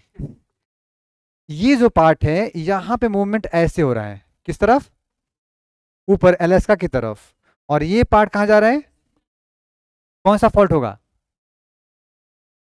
ब्रेकिंग होगा यहाँ पे। देखो ये कैलिफोर्निया वाला हिस्सा ऊपर जा रहा है और ये हिस्सा कहाँ जा रहा है, नीचे जा रहा है, तो कौन सा फॉल्ट होगा, यही पड़ा रिवर्स। स्ट्राइक स्लिप ना, फिर से देखो पैरेलल है, ये इधर और ये इधर, क्या बोलेंगे इसे, स्ट्राइक स्लिप फॉल्ट। और ये फॉल्ट अभी तक के पृथ्वी पे पाया गया सबसे बड़ा फॉल्ट है, और ये तुम्हें याद ना हो तो ये तुम्हारा फॉल्ट है। इसको भी आज तक कोई एग्जाम नहीं जिसने छोड़ रखा हो, समझ में आया। तो स्लिप स्ट्राइक फॉल्ट सबसे बड़ा कौन सा, कैलिफोर्निया वाला पार्ट। ये कहाँ मूव कर रहा है, अलास्का की तरफ, अलास्का ये है ऊपर, और ये पार्ट कहाँ जा रहा है, नीचे की ओर। तो कह सकते हैं कि there is relative movement between the California Pacific plate and the north American plate, एक ऊपर जा रहा है दूसरा नीचे आ रहा है, इसे बोलते हैं सैन एंड्रियाज फॉल्ट। और जब फॉल्ट होगा तो भूकंप आएगा कि नहीं। अभी तक का सबसे खतरनाक भूकंप जो रिकॉर्ड किया गया है यहीं पे किया गया है, और इसमें इसका लंबाई कितना हो गया पता है, अभी तक का सबसे लंबा और सबसे गहरा। अगर कहीं पे दरार देखने को मिलता है, फॉल्टिंग भ्रंशन, तो यहीं देखने को मिलता है। नो, इसकी बात कर रहा हूं मैं, सैन एंड्रियास फॉल्ट। ये रहा 1200 किलोमीटर लंबा दरार पड़ गया। कितना? 1200 किलोमीटर लंबा दरार पड़ गया और गहराई बहुत ज्यादा। ध्यान रहेगा ये। अब इतना महत्वपूर्ण है तो याद रहना चाहिए आपकी लाइफ में।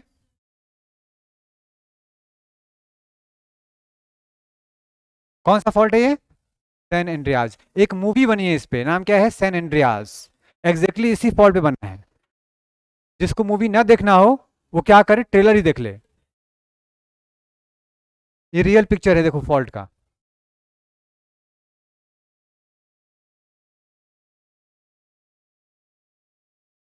डन है। देखो ये पार्ट बता रहा था, ये पार्ट जो है ना ब्रेक करके ऊपर की ओर जा रहा है, और ये पार्ट नीचे की ओर। यहाँ पे दरार बन गया है, दरार का पिक्चर आपका ये है। और जब इंडिया की बात करें अगर हम, तो इस तरह के छोटे छोटे स्तर पे कई जगह फॉल्ट हैं। जैसा मैंने बताया, गढ़वाल डिस्ट्रिक्ट, उत्तरकाशी। ये कौन सा? तीन प्लेट है वहां पे। कॉकस लिखा है, जुआन फूका, नाजका एंड कॉकस। यहाँ लिखा नहीं होगा, तीन प्लेट है, माइनर प्लेट, बट वो आएगा चार, तीन क्लास के बाद।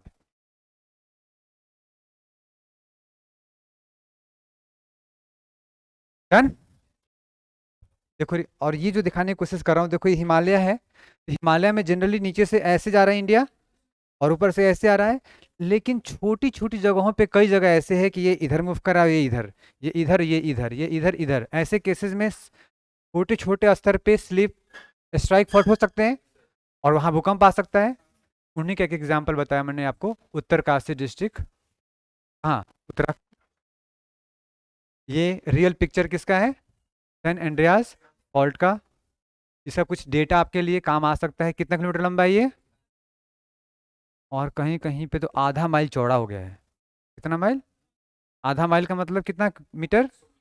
800 मीटर। 1600 मीटर मतलब बराबर 1 माइल। तो भ्रंश जो होता है, इससे कई स्थलाकृति भी बनते हैं। ये आपका रिफ्ट बहुत इंपॉर्टेंट टॉपिक है, मेंस में आ सकता है लिखने को। और जो आपको नहीं मिलता है पढ़ने के लिए, उसमें नहीं मिलता है एस्कार्पमेंट, कभी पढ़ाया नहीं जाता। रिफ्ट वैली सिर्फ बता दिया जाता है क्या होता है, लेकिन रैंप वैली से डिफरेंस नहीं बताया जाता आपको। और साथ में horse mountain and block mountain, यहाँ माउंटेन भी कर लो। शॉर्ट लिखने का तरीका ये है आपका, यहाँ पे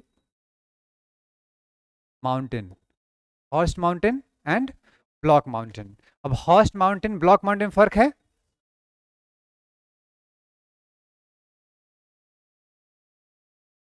क्या फर्क है? जब सिर्फ फोल्डिंग हो रहा है, कंप्रेशन, जब वहां पे फ्रैक्चर नहीं हो रहा है, भ्रंश का निर्माण नहीं हो रहा है, तो ऐसे केस में फोल्ड। और जब ब्रेक हो करके अप डाउन होने की वजह से पहाड़ नुमा स्ट्रक्चर बनता है, तो उसे क्या बोलेंगे? Block mountain. ध्यान रहेगा। तो कुल मिला के माउंटेन तीन तरह के होते हैं, चाहो तो यहीं पे लिख लो। माउंटेन कितने होते हैं? तीन तरह के होते हैं। पहले को बोलते हैं हम लोग कौन सा? भला ही ब्लॉक मत बोलो, वो महत्वपूर्ण नहीं है, वो बहुत कम मिलेंगे ब्लॉक माउंटेन। सबसे ज्यादा क्या मिलेगा? फोल्डेड माउंटेन, वलन पर्वत। वलन हिंदी में लिख लो। दूसरा कौन सा है? वॉल्केनिक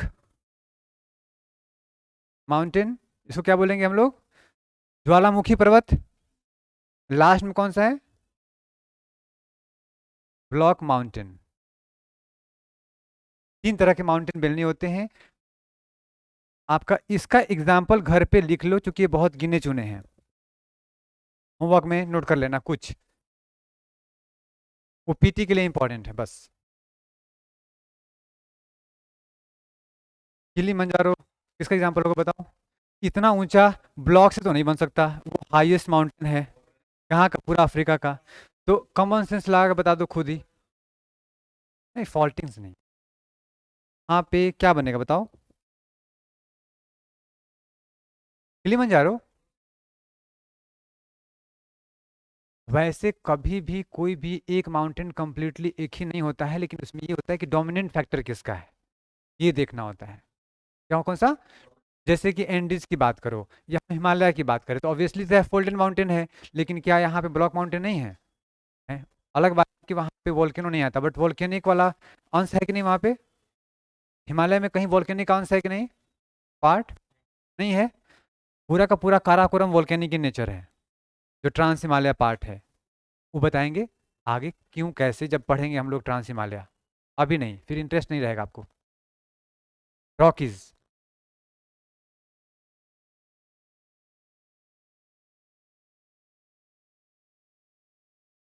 हो गया ये। देखो जैसे ये इनकी बात कर रहे हैं, मान लो ये पूरा का पूरा है माउंटेन रेंज है। कौन सा?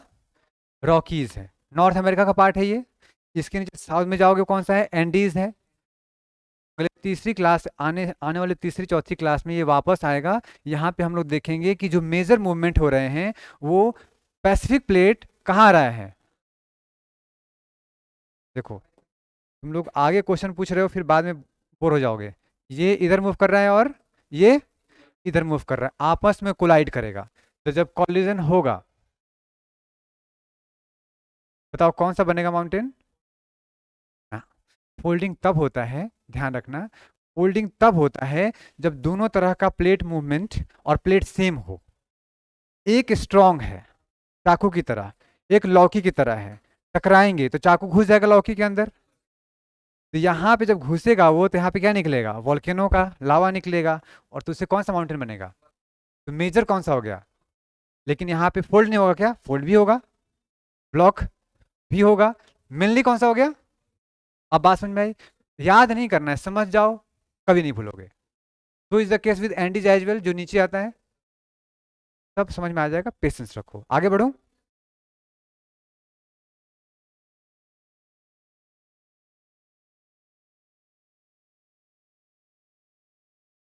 क्या क्या बनता है इससे? escarpment, rift valley, RAM valley, horse mountain, block mountain. Science उसका रिफ्ट वैली क्या? बताओ।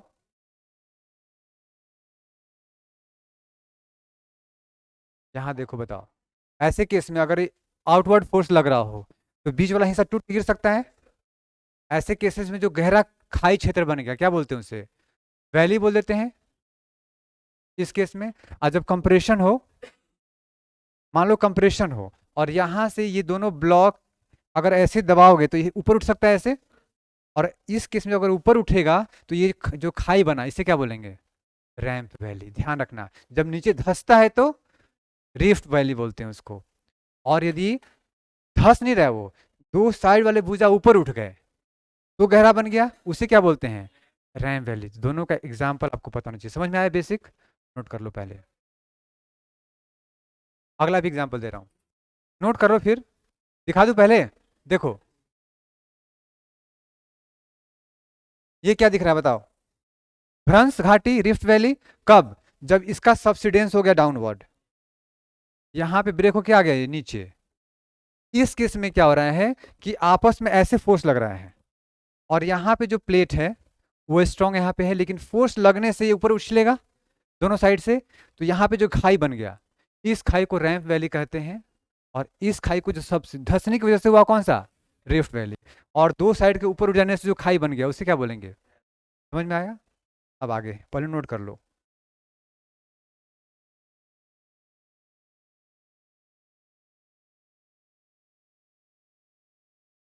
भूलना मना है, कल पूछूंगा रैंप वैली एंड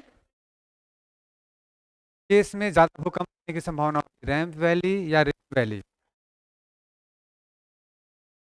यस, कि रैंप वैली में दो हिस्से ऊपर कंपन हो रहा है और रिफ्ट में सिर्फ एक हिस्सा कंपन हो रहा है।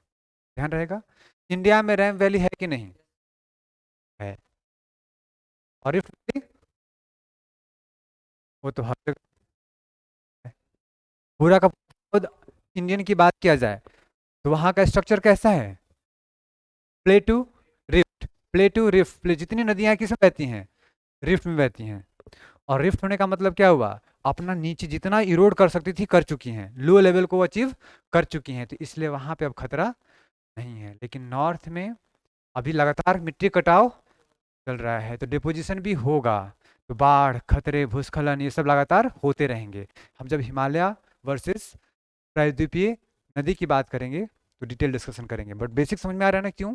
सबका विज्ञान यहीं पे, इसलिए बताता हूँ कि पहले वर्ल्ड ज्योग्राफी पढ़ लो, साइंस समझ लो, आगे बहुत मजा आएगा पढ़ने में कि ऐसा क्यों हो रहा है।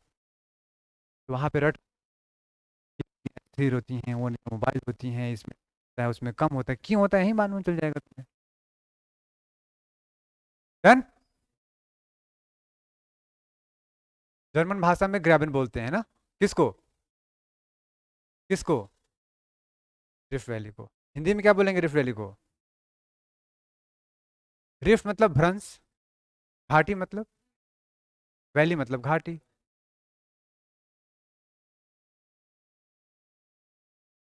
ज्योग्राफी की भाषा में कहो ऐसा घुसा मारूंगा, क्या बन जाएगा? रिफ्ट वैली का निर्माण हो जाएगा।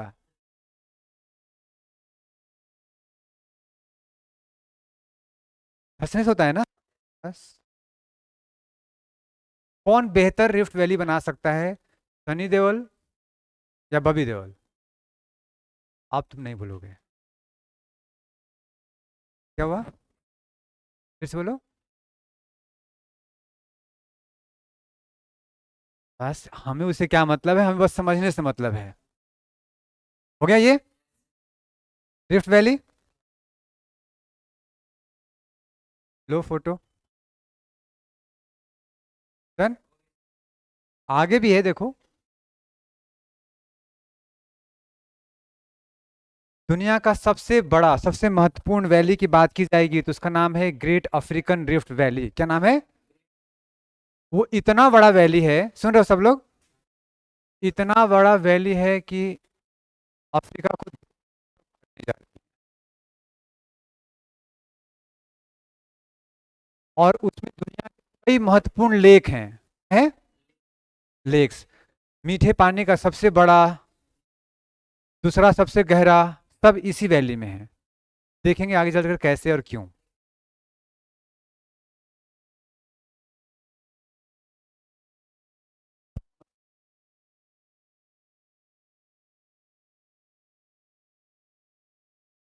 जो अफ्रीकन रिफ्ट वैली वैली है, ये तुम्हारा रेड सी से लेकर के मोजाम्बिक तक फैला हुआ है, इतना लंबा।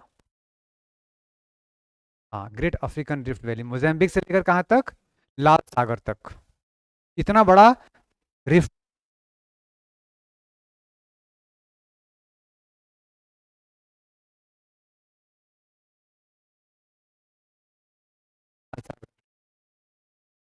बगल में है कि नहीं? बस।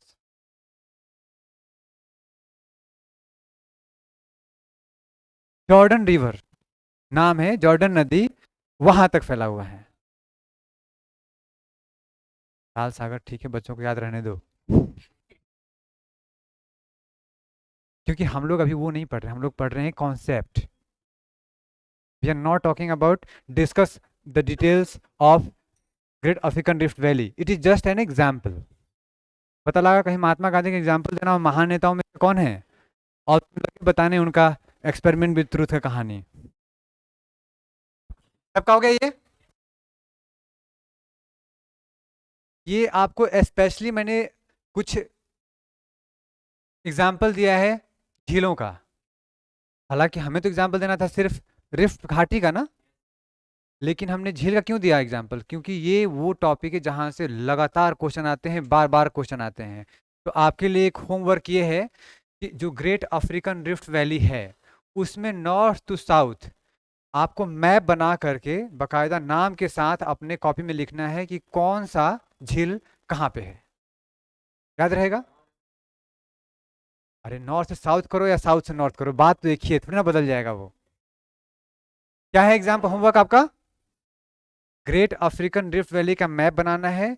उस मैप में कौन सा झील कहाँ लोकेटेड है, नॉर्थ टू साउथ, ये याद कर जाना है प्रैक्टिस करके, क्योंकि इंडियन झील है नहीं कि आपको याद हो जाएगा जल्दी से। देखो नाम पढ़ो।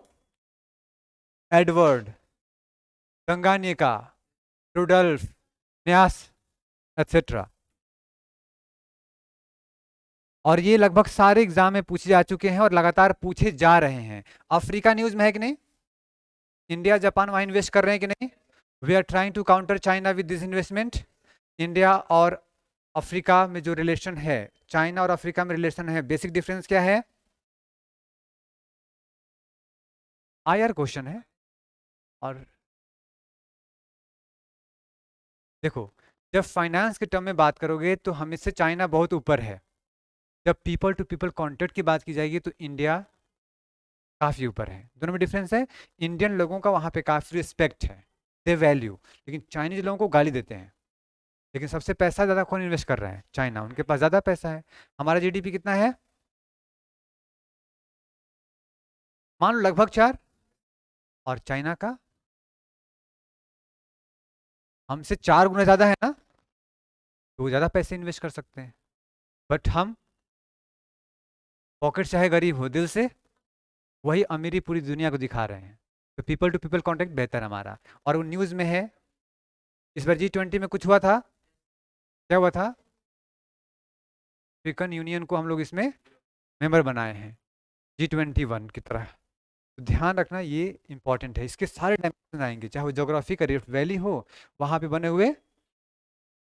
दुनिया में कितने ऐसे कंट्रीज जहाँ पे हिंदू मेजोरिटी कंट्री है?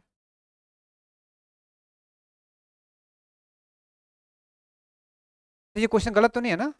कैसे ऐसे कंट्री जहाँ पे क्रिस्ट ये तो ज़्यादा है इसलिए याद नहीं करना है। मुस्लिम बहुत ज़्यादा है दुनिया में कंट्री करना है। लेकिन कोई पूछ दे आपसे, जैन, यहूदी, हिंदुइज्म, पता होना चाहिए कितने कंट्री हैं। 3 का नाम बताओ।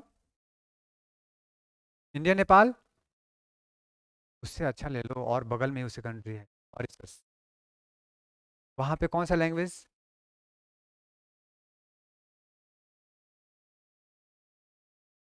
हिंदी, भोजपुरी। वहाँ भोजपुरी फिल्में भी लगती हैं। 54 कंट्रीज ऑफ द वर्ल्ड जहाँ पे जाओगे, भोजपुरी में कम्युनिकेशन के कुछ ना कुछ हिस्से हैं। ये किसका हिस्सा है ये? ग्रेट अफ्रीकन, बस करो, फिल्म से बाहर निकलो। ये कौन सा हिस्सा है? Rift valley. इसी में कहा अलग अलग लेक दिख रहा है आपको, इसी लेक पे क्वेश्चन आ सकता है। और बताओ नजदीक से, देखो एक यहाँ पे लेक है। मोजाम्बिक के वेस्ट साइड में एक छोटा सा कंट्री है क्या? देखो तो, क्या नाम है? मोजाम्बिक के वेस्टर्न हिस्से में एक छोटा सा कंट्री है, लेक भी है, Malawi. This is very important for this year. इस साल के लिए मलावी जरूरी है, पढ़ लो। अब तुम लोग तो नहीं पढ़ते होगे। रिसेंट कहाँ पे हुआ तख्ता पलट?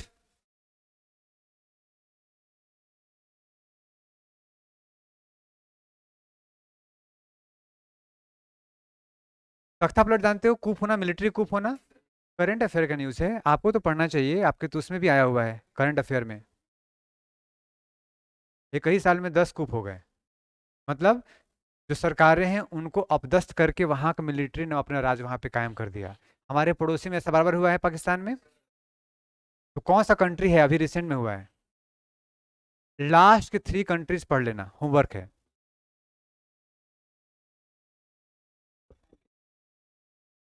सही पकड़े हो। कॉन्गो में भी हो गया, उसके पहले कहाँ हुआ? जस्ट कुछ दिनों पहले हुआ था, नाइजर। होमवर्क पढ़ लिया सब करंट अफेयर का, मैं बताऊं क्लास में। अफ्रीका में डिस्कस कर रहे हैं ना, तो थोड़ा थोड़ा आइडिया दे रहा हूँ आपको मैं। मलावी पढ़ लेना, वैसे तो पढ़ लेना। ये क्या है? Ramp valley. क्या हुआ जब साइड वाले दो ऊपर उठ गए तो रैम्प, और ये बीच वाला नीचे गिर गया तो धस गया तो रिफ्ट। नोट कर चुके हो? जब सेंटर वाला पार्ट यथास्थिति में रहे तो क्या बनेगा? सेंटर वाला पार्ट यथास्थिति में रहे, दो वैली में से बताओ। Ramp, rift. स्थिर है तो रैम्प, और नीचे धस गया तो, ये भी याद रखना बस। होप नहीं भूलोगे तुम लोग रैम्प, रिफ्ट। हाँ। जो सूख गई है उसका नाम क्या है? ये क्वेश्चन बड़ा अच्छा है।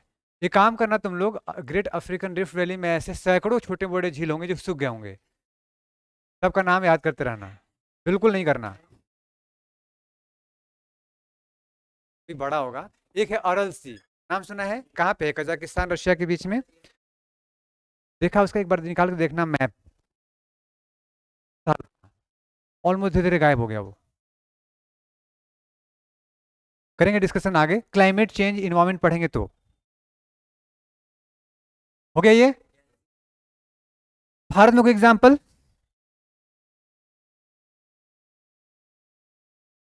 रैम वैली का, भारत में एग्जाम्पल रैम वैली का वो लिखा हुआ है। ब्रह्मपुत्र घाटी मतलब एक तरफ हिमालय उठ गया और एक तरफ प्रायद्वीपीय भारत, कौन सा? गारो खासी जयंतिया, वो हमारा प्रायद्वीपीय भारत का हिस्सा है, वो दोनों उठ गए। बीच वाला एज इट इज है, कौन सा है? ब्रह्मपुत्र। ध्यान रहेगा, ये रैम्प वैली का एग्जाम्पल है, तो रैम्प याद रहेगा। आज के बाद से जब भी तुम ब्रह्मपुत्र वैली की बात करोगे माइंड में रहेगा ना। अब इस वैली के पास में कई सारे नेशनल पार्क होंगे, बायोस्फीयर रिजर्व होगा, उनका अपना कुछ खासियत होगा, कुछ खास तरह के पंछी होंगे, पेड़ पौधे होते होंगे। अब पढ़ोगे कनेक्ट करते जाना। नाउ ये कौन सा एग्जाम्पल है? ये वाला हो नहीं रहा था मुझसे तिरछा, तो मैंने दिखा दिया कि ऊपर उठ गया है। बाकी ये तो दिख रहा है ना, कंप्रेसिव फोर्स लग रहा है, ये एज इट इज है, और लगने से स्लिप करके दोनों ऊपर उठ गए। इसको बनाना था ऐसा, आपको बनाओगे तो बना लेना। ये मैं दिखाना चाहता कि ये इसके सहारे ऊपर उठ गया ऐसे, पैरेलल। देन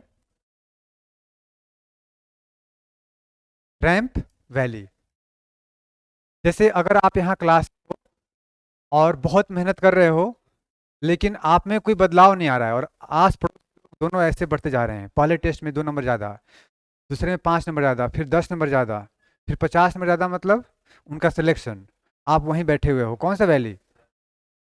और कुछ कहते हैं कि ऊपर तो नहीं जाएंगे, नीचे भी नहीं जाएंगे। नीचे फिर the world is world of competition, अगर आपने पैर अड़ा लिया दीवार से, कोई पीछे नहीं कर सकता है, लेकिन तुम वहीं रह जाओगे और दुनिया आगे निकल जाएगी। तो यही कहता हूं कि yesterday's world records are today's qualifying. क्या मैंने कहा? Yesterday's world records are today's qualifying, जो पहले कभी वर्ल्ड रिकॉर्ड हुआ करते थे, आज कम से कम उतना नंबर लाओगे या उतने सेकंड में दौड़ोगे तो क्वालिफाई कर पाओगे आगे के लिए। जैसे पहले 50 ओवर के मैच में 250 रन बहुत होते थे, अब 250 आया मतलब हारने की गारंटी जैसा हो जाता है जनरली। वही कह रहा हूँ कि yesterday's records are today's qualifying, पहले 100 में से 80 नंबर ले, 200 में से 80 नंबर आ गए, यूपीएससी क्वालिफाई, फिर 100, अब 108, 116 ऐसे भी चल जाता है कई बार, डिपेंड करता है कि कितना डिफिकल्ट क्वेश्चन आ रहा है। जैसे इस बार का यूपीएससी प्रीलिम्स का क्वेश्चन देखा होगा, तो होश ठिकाने आ गए होंगे, एक क्वेश्चन में कई क्वेश्चन, हमेशा से थे लेकिन इस बार और डिफिकल्ट था। आपका एलिमिनेशन मेथड काम, आपको ज़्यादा ज़्यादा इन्फॉर्मेशन पता होना चाहिए, इसीलिए अब कॉन्सेप्ट क्लियर होगा तो ही बना पाओगे, रटने से काम नहीं चलेगा। डन।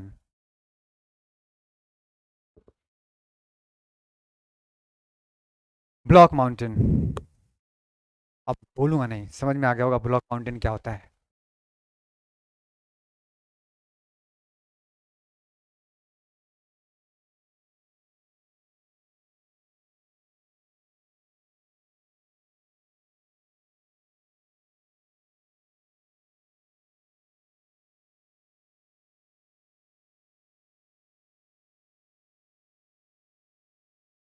देखो सतपुड़ा माउंटेन किसका एग्जाम्पल है? ब्लॉक माउंटेन का। सतपुड़ा कहाँ पे है? बेसिकली सतपुड़ा से ही शुरू होता है हमारा कौन सा? प्रायद्वीपीय कंटक प्लेटू प्लेन है वहाँ। और जोन, और भूल गए? सनम वर्ड याद रहेगा?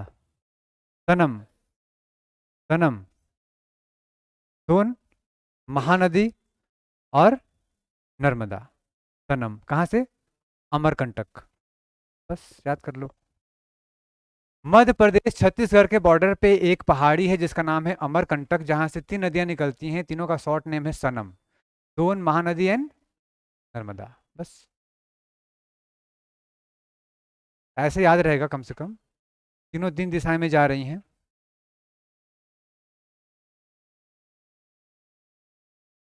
आपसे क्वेश्चन पूछ सकता है अमरकंटक कहाँ पे है? सिर्फ छत्तीसगढ़ में भी है, बट मेनली कहाँ पे है जहाँ से निकलती नदी? मध्य प्रदेश का हिस्सा। मध्य प्रदेश पारदीपीय भारत का हिस्सा है कि नहीं? कुछ पार्ट तो है ना?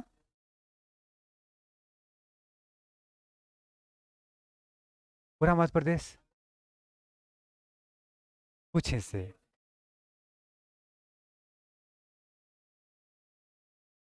ईस्ट वाला पार्ट। बुंदेलखंड, बघेलखंड,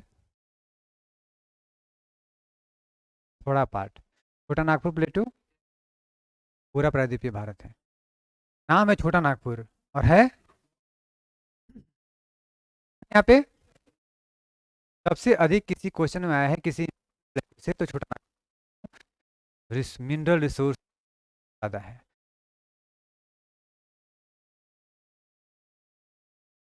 हो गया। First mountain, block mountain, horse mountain difference?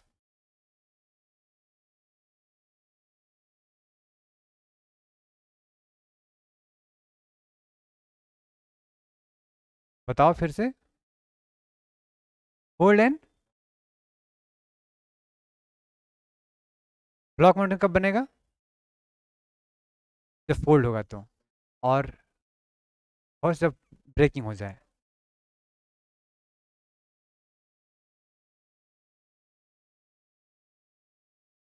इसके पास जगह नहीं है।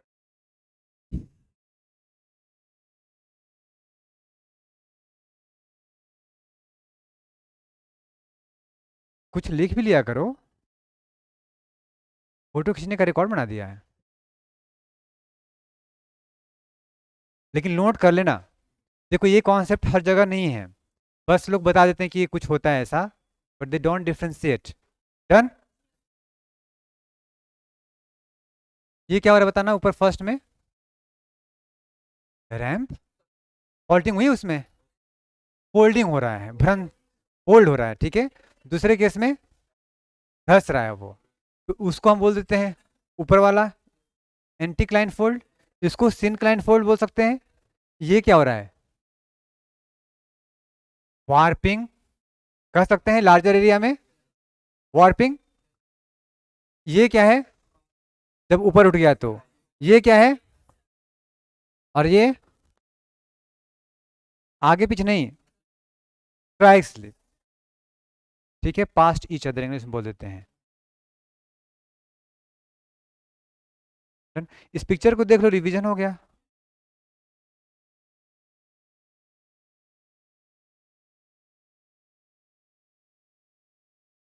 वो टाइम ज़्यादा हो गया। चलिए बाकी पढ़ेंगे कल, आज करेंगे आराम, लेकिन कल मैं पूछूंगा आपके जुबान पे बस दो शब्द, block, fold, host, ramp, rift, what it is. मैं कोई भी नाम ले लूं, जैसे strike,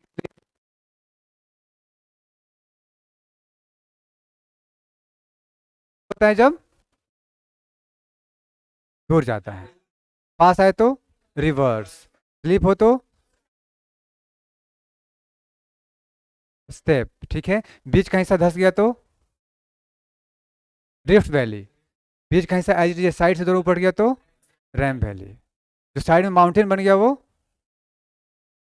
हॉस्ट, ठीक है। फोल्डिंग की वजह से माउंटेन बना तो फोल्ड माउंटेन, और एक हिस्सा बीच का ऊपर उठ जाए, दो नीचे साइड भी गिरा हुआ है तो बीच वाला हिस्सा block mountain. Clear? Thanks for the day.